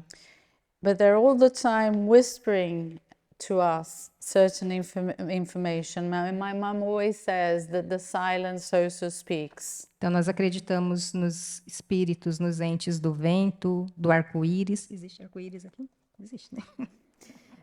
So we believe in the spirits of the wind, of the rainbow. Do we have rainbow here? Dos animais, das plantas. Existem as plantas mães. Of the spirits of the animals, of the plants. We have mother plants. Da chuva. Of the rain.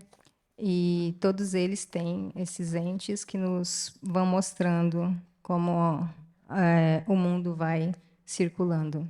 And so we have all these beings that show to us how the world goes round. Mas isso é um treino também. But this is a training as well. E eu sou uma contadora de histórias, então eu tenho que contar uma história. And I am somebody who tells stories, so I need to tell you a story. Que tudo que eu crio para trazer para essa conjuntura nasce na madrugada, geralmente entre 2 e 4 da manhã, por isso eu acordo tão cedo. And everything that I create to bring here generally happens in the early morning, between 2 and 4 a.m. So I wake up very early. Porque nesse momento também as pessoas geralmente estão dormindo, então a gente tem um pouco de silêncio. Because at this time most people were sleeping, so we have a little bit of silence. E aí os entes, eles podem se manifestar melhor e trazer o que eu vou chamar de método de diálogo, né? And so in these times, the beings, the entities, can manifest themselves better, what I will call a method. E eu não sei se eu respondi da maneira como poderia ter respondido, mas em resumo a gente acredita, né, que todos esses entes estão aqui está cheio deles, que eles podem se comunicar a partir do momento que a gente permite isso e faz essa reconexão e entende o que a gente está fazendo aqui, o que a gente pensa que está fazendo aqui. So I don't know if I answered in the way that I should have answered, but we believe that we have these beings, they are everywhere, they are here, and they help us and allow us to understand and us to think about what do we think that we are doing here, E aí, and só to communicate para this. finalizar de uma maneira em geral, os terenas adotaram Itukó Oviti como o grande criador. Itukó Oviti. Seria o Deus, né? Se for do cristianismo. So just to conclude, the Teren adopted as their deity the Itukó Ubichi, which is the main god that helps us, o que nos ajuda.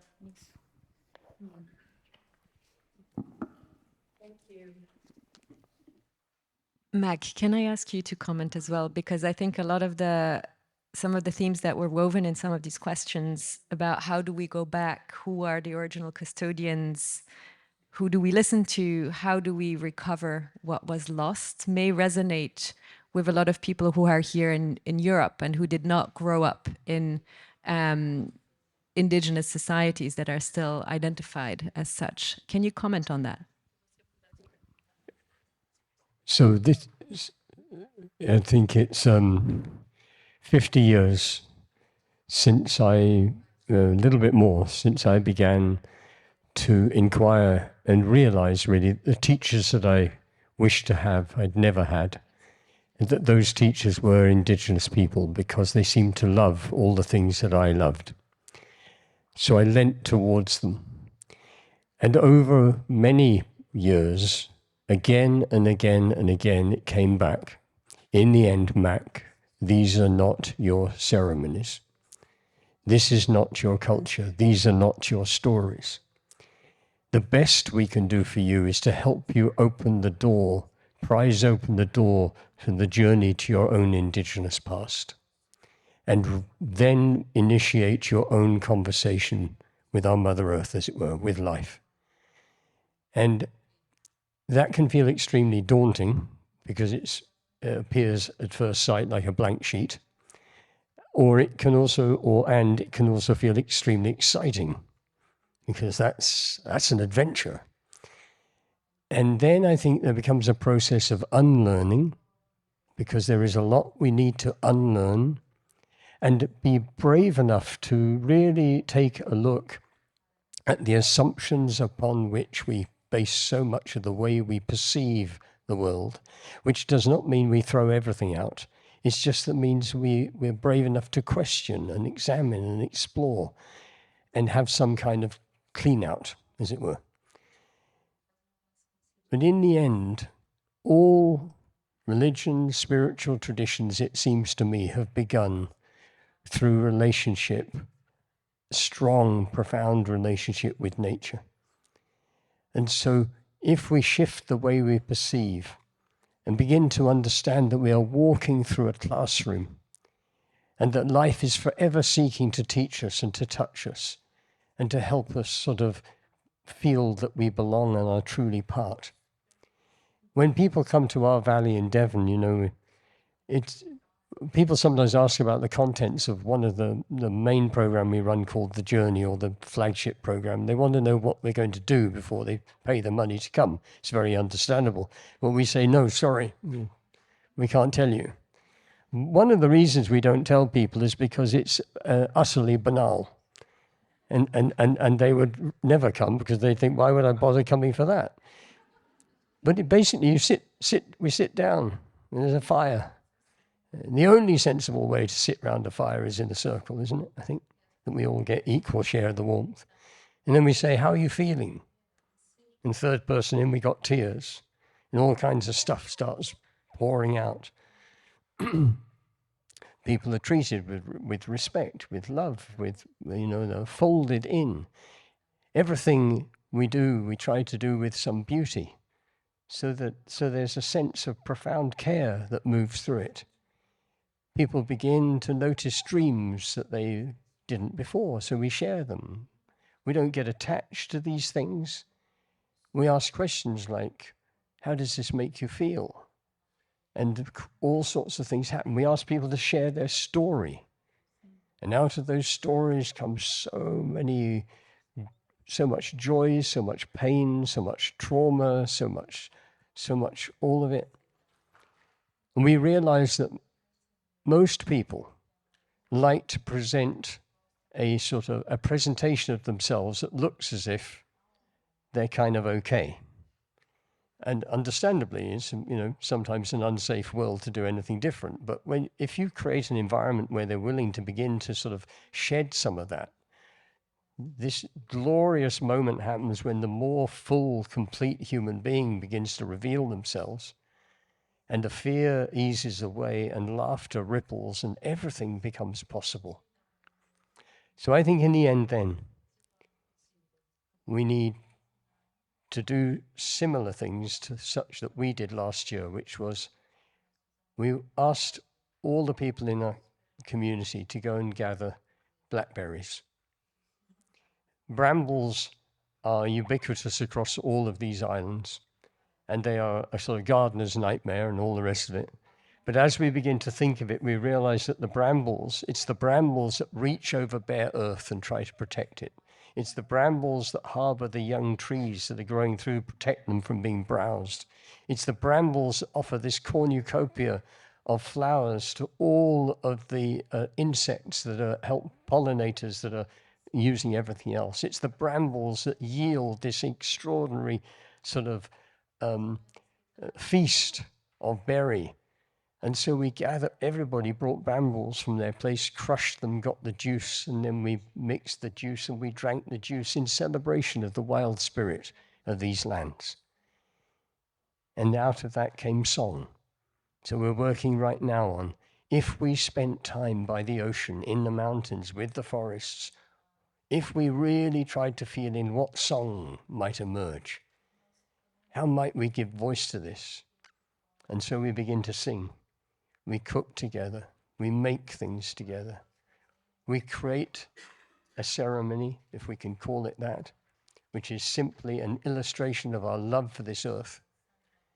And everything begins to crack open and we soften, and we do indeed need. We truly need to soften and listen, and then push aside the temptation to be embarrassed and simply be who our hearts call us to be. Thank you. I'm going to take 2 questions, one after the other from the audience, and then we'll go around and ask the panelists to weave it into also their closing, because we have to close. Yes, over here. And then back there. Yeah. Thank you. I just want to say it's been so special to hear from all of you, but particularly Lila and Naine, so thank you. And Lila, thank you for reframing a lot of these problems, because I think we definitely do. Well, I have been someone that sees us as pests, and I need to reframe that for the good. Mac, this is probably aimed at you, really. So the National Landscapes Association, which is who I'm working with, we are essentially soon to be investigating green finance to try and get more money into our national landscapes to restore nature. We really want to start, as we mean to go on, with put our best foot forward. And I think a lot of what you've been talking about today, Indigenous values, are, as Tom said, so far removed from culture here in the UK. But that's not the way it should be. And so you mentioned these rooms of very rational, intelligent people. That's who we're going to be talking to soon. So any advice for people with that door firmly closed? This is not even in their consciousness, or they're not thinking about it. We can't go in full throttle with it. We need to bring principles in maybe subtly to our project. So any advice that you might have and anybody else might have on that? Thank you. Before we answer, I'm going to take the other question so we can answer both at the same time. Yes, back there. Okay. Thank you. I'm from Nepal, and I'm very much moved by all the presentations. And I have, a question. It might sound very difficult for you, maybe because of the cultural difference. But I cannot stop myself from sharing this to you, and I want to ask some, how do you interpret that situation? In our mountain communities, Himalayan mountain communities, they respect deities' governance. Deities are there, living deities, and they govern the agrobiodiversity governance in a way, informal way, not formal. Like people go to ask them the date of plantation, when to begin plantation. Main plantation is in those areas, it is kind of paddy, but different kind of paddies, mountain cultivation seeds. But here, now the younger women, they are raising a question of gender discriminative governance. You know why?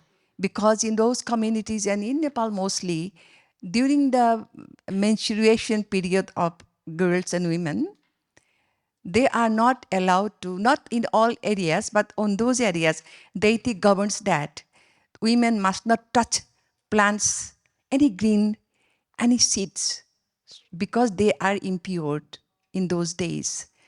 So it was okay. No, there was no any objection, no any discussion. But now younger women, they are raising the question: is it fair? If it is not fair, why it is so? So it is very simple. It sounds simple, but it is somehow, from a gender equity, is kind of losing some opportunities from training and from knowledge sharing like that, even mobility. So what would be your, kind of comment on this? Or what would be, how do we interpret this? It's from the gender part of the governance by deities. Thank you. Thank you very much. So what?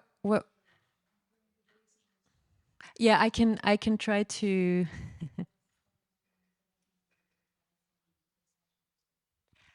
Right.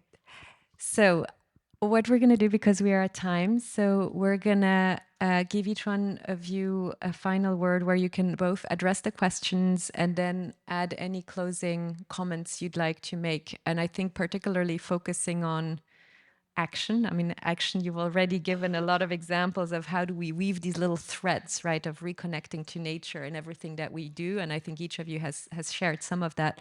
But if there's anything else that you also want to share in terms of an invitation, an additional invitation going forward.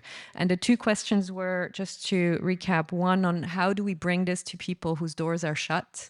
And many of us are interacting in these very mental worlds, as we know.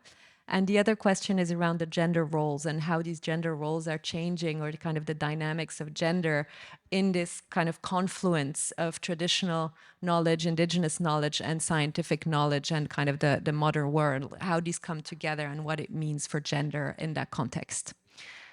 Who would like to start? You know, it's quite a few years ago now, but I was enrolled by WWF to come and join a group of people who are trying to persuade a very high-performing team in Procter & Gamble to take on sustainability.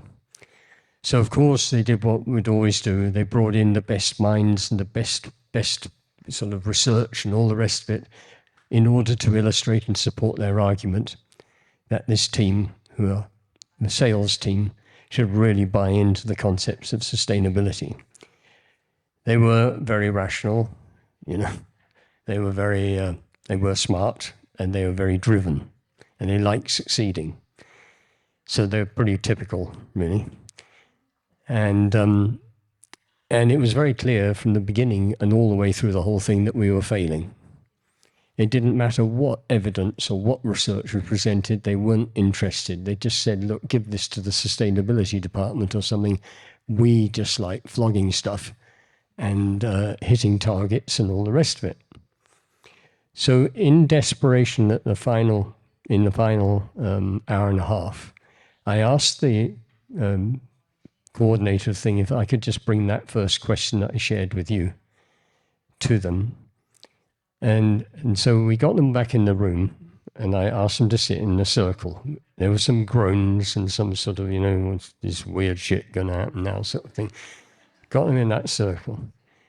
And then he said, now I want you to make a promise. And that promise is that I'm going to give you a question, but I'm not going to tell you what the question is. I want you to promise first that you will courageously, honestly, truthfully, to the best of your ability, answer this question. So, of course, being the kind of people they are, they all said, yeah, we'll do that, no problem, you know. We're not scared of nothing. So we get that circle. And I said, what is it that you most deeply and profoundly love? And I selected one person. I said, would you begin? Because I had a feeling that he would go for it. And he did. And the third person in, we did have the first tears. Halfway through, we had to abandon the whole conversation because it was just a sort of massive emotion and all sorts of things kicking off. And the director of human resources was just a waterfall, a cataract of tears, you know. So we had a half-hour break, and then we brought them in and we finished the circle. And I was able to say at the end, you know, for 3 days, we presented you with arguments about why this is so important. You said it's bullshit and you don't want anything to know with it. I asked you what it is you most deeply and profoundly loved, and you mentioned children, lovers, partners, friendships, community, gardens, beautiful places in nature. I said it's all the same thing. If that's what you truly love, why would you not put this at the very heart of your professional business? So the short answer, I think, your question, I think storytelling, if you can bring children in, if you can do, and never trying to win the argument, but putting far more emphasis on creating a feeling that people can relax and trust and share things and take risks and know that you won't get there all in one step.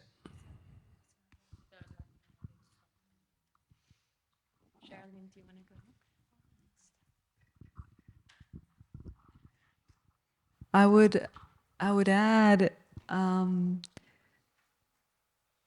in that feeling process, to observe the cycles that you go through the day. What you love about each, moment of the day. That there are moments that you can cherish more, and what can you bring in reciprocity to show that you really care for that moment to come, so that it will come back tomorrow. Yes. And then start growing in that consciousness in terms of like feeling that you're within a bigger cycle that for a woman is going to be the moon cycle. And how is your body? Can you read the process of your body as a woman that you're going through this cycle? Not only when your menstruation comes, but the in-betweens of that, the week by week of that. And where's moon in your cycle? Can you connect to the face, the changing face of the moon? Like really keep that in your logbook, let's say. And not with an app, but like a little bit more, tangible and meaningful, so that you're caring, because that will, even if you're not in cycle, make your system come back in sync. And so then you bring into consciousness that you're within a season, etc. And this is important even at workshops, let's say, with your people, as you're preparing for the discussion of how we're gonna, work in landscape design and management, because then you can invite them to the consciousness of the cycles of plants, and the trees that you're going to be bringing in and so forth will have that meaning that you're gonna that you're caring for when they manifest in their flowering and fruit-giving moment, and that you will not force that process, and that you will respect that they belong to this bioregion and not force them to come over and pretend and expect that they will behave in such a way within this other bioregion. And yes, so just start to include more cycles and be bringing the consciousness that we need to not force nature to behave in these weird ways and artificial ways, which is where we're placing ourselves as human people every day also. And that is not something that Mother Earth, Mother Nature wants to see us in these very, restricted, limited ways. We want to be free. We want to free ourselves and eat our locally grown food for the full 365 days. And so menstruation for women, it is sacred. And if women begin to really cherish these moments and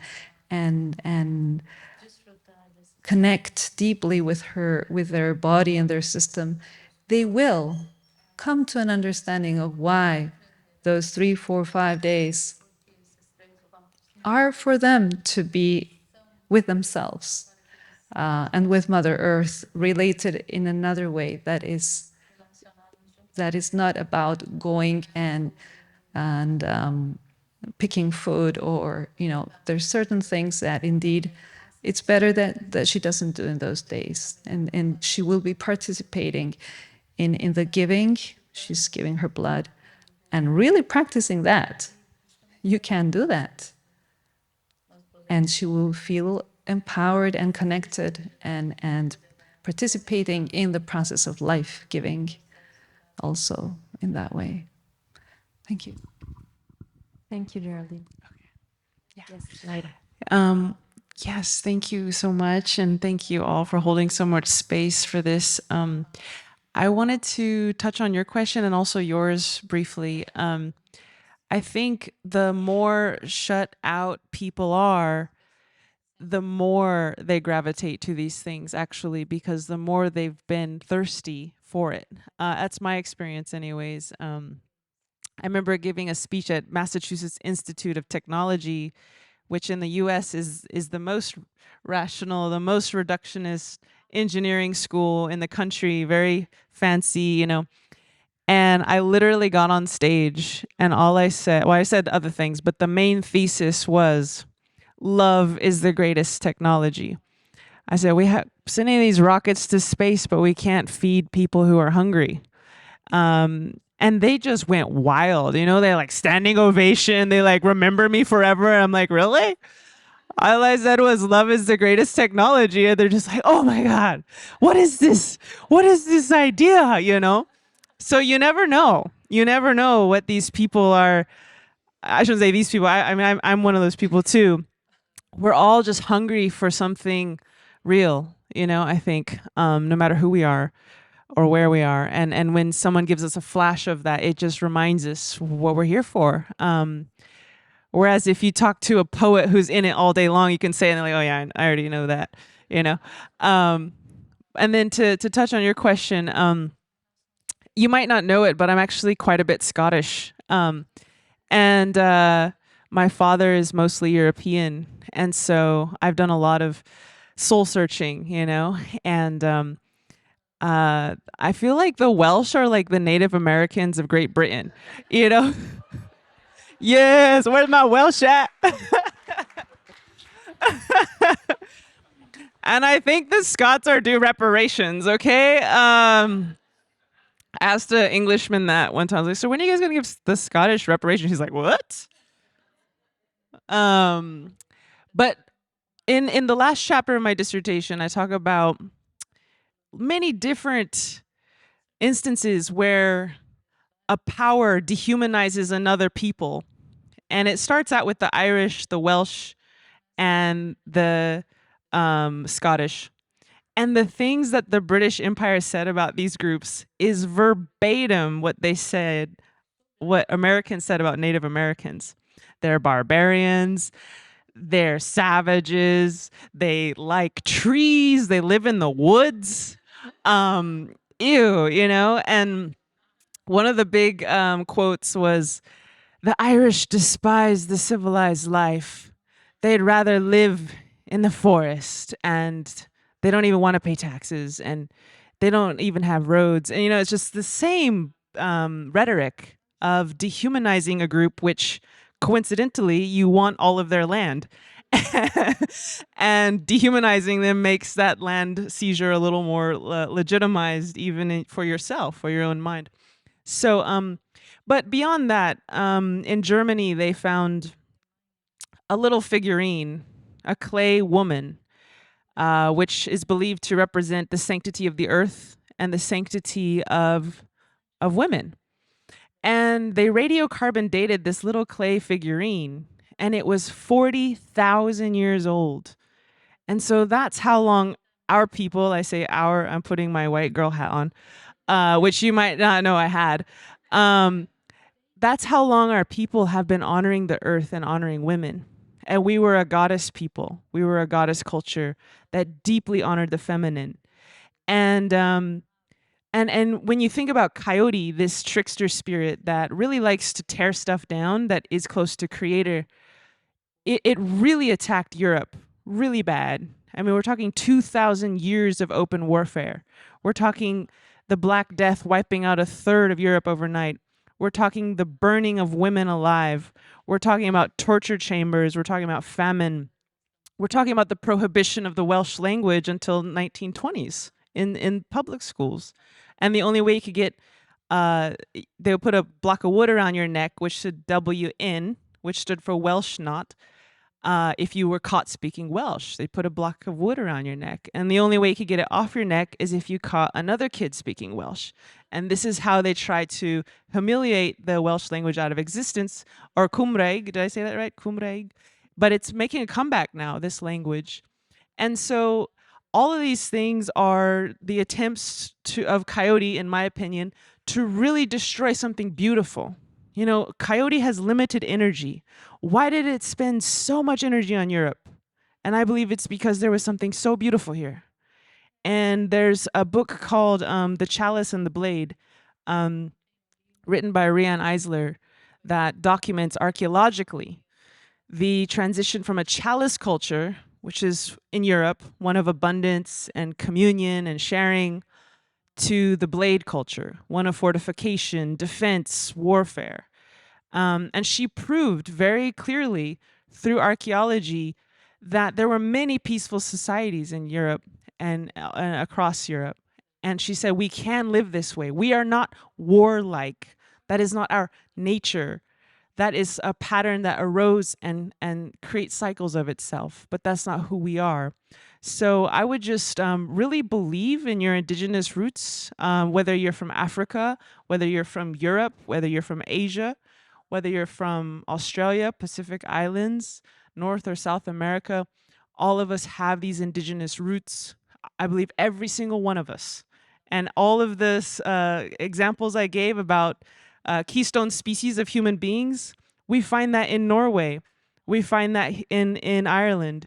We find those same practices all around the world, in Africa, in East Asia, this tending of the earth, this gardening of the earth. So this is not a Native American thing. This is a human thing. And this is our birthright, to be connected to Mother Earth and to serve her. And it's who we are.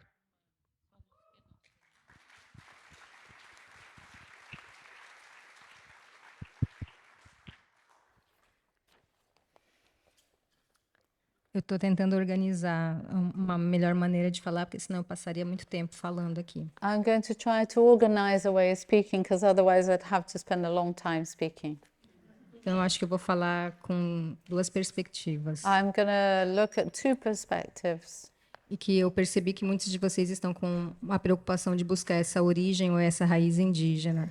I've noticed that many of you are worried or are concerned in seeking your indigenous root.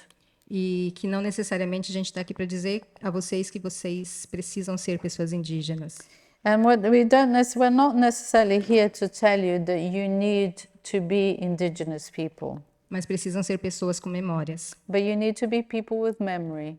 Porque quando vocês começam a buscar as memórias individuais, because when you start to look for individual memories, em algum momento vocês vão se deparar com um lugar que vocês podem ter passado uma crise de infância e alguém cantou uma música.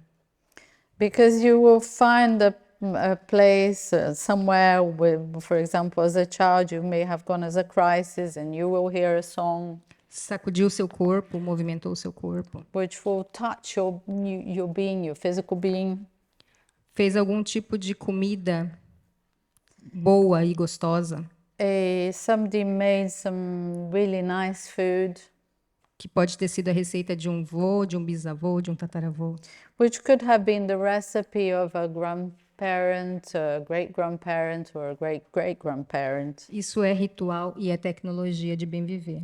This is the ritual and the technology of living well. E custa muito pouco. And it costs very little. No Brasil, a gente ouve muitas pessoas falarem que é muito fácil os indígenas pedir para dedicar um tempo à natureza.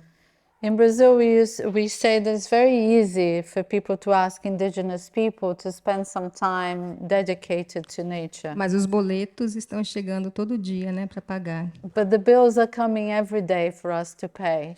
Eu acho que vocês têm boletos também, né? I also think you have bills to pay. Mas os boletos, eles são consequência, né, desse mundo.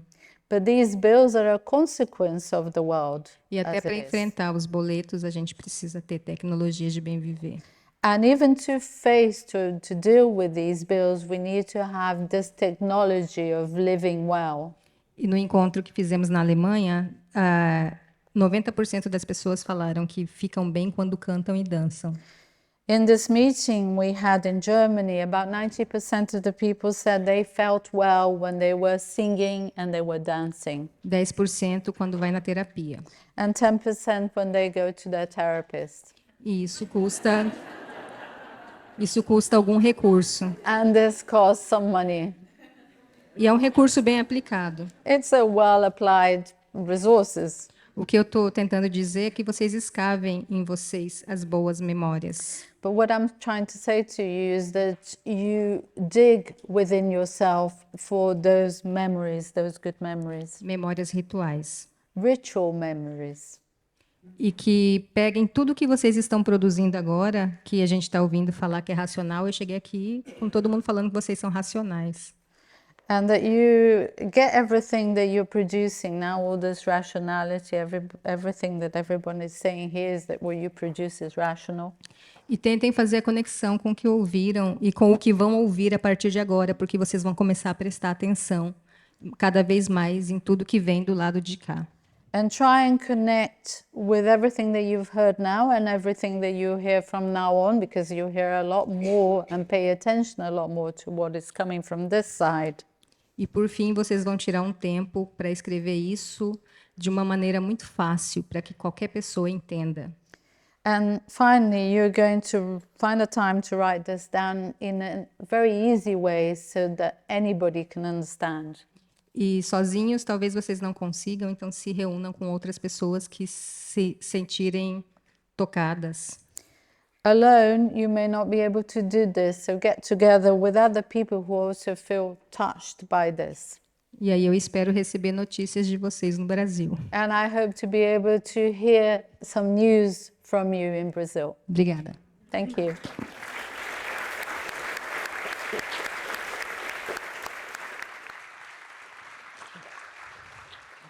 Thank you. We've heard a lot of snippets of wisdom and inspiration. We've heard some questions. And I think the invitation here is for all of you to hold these questions, to remember, to sit with a lot of what's shared today, and to bring that into our perspectives as we continue throughout the day and beyond. And I would say just in closing that in remembering our profound interconnectedness with nature, we find love, we find hope, and we find belonging. And that's what we need to reimagine the world that we want to live in. Thank you very much.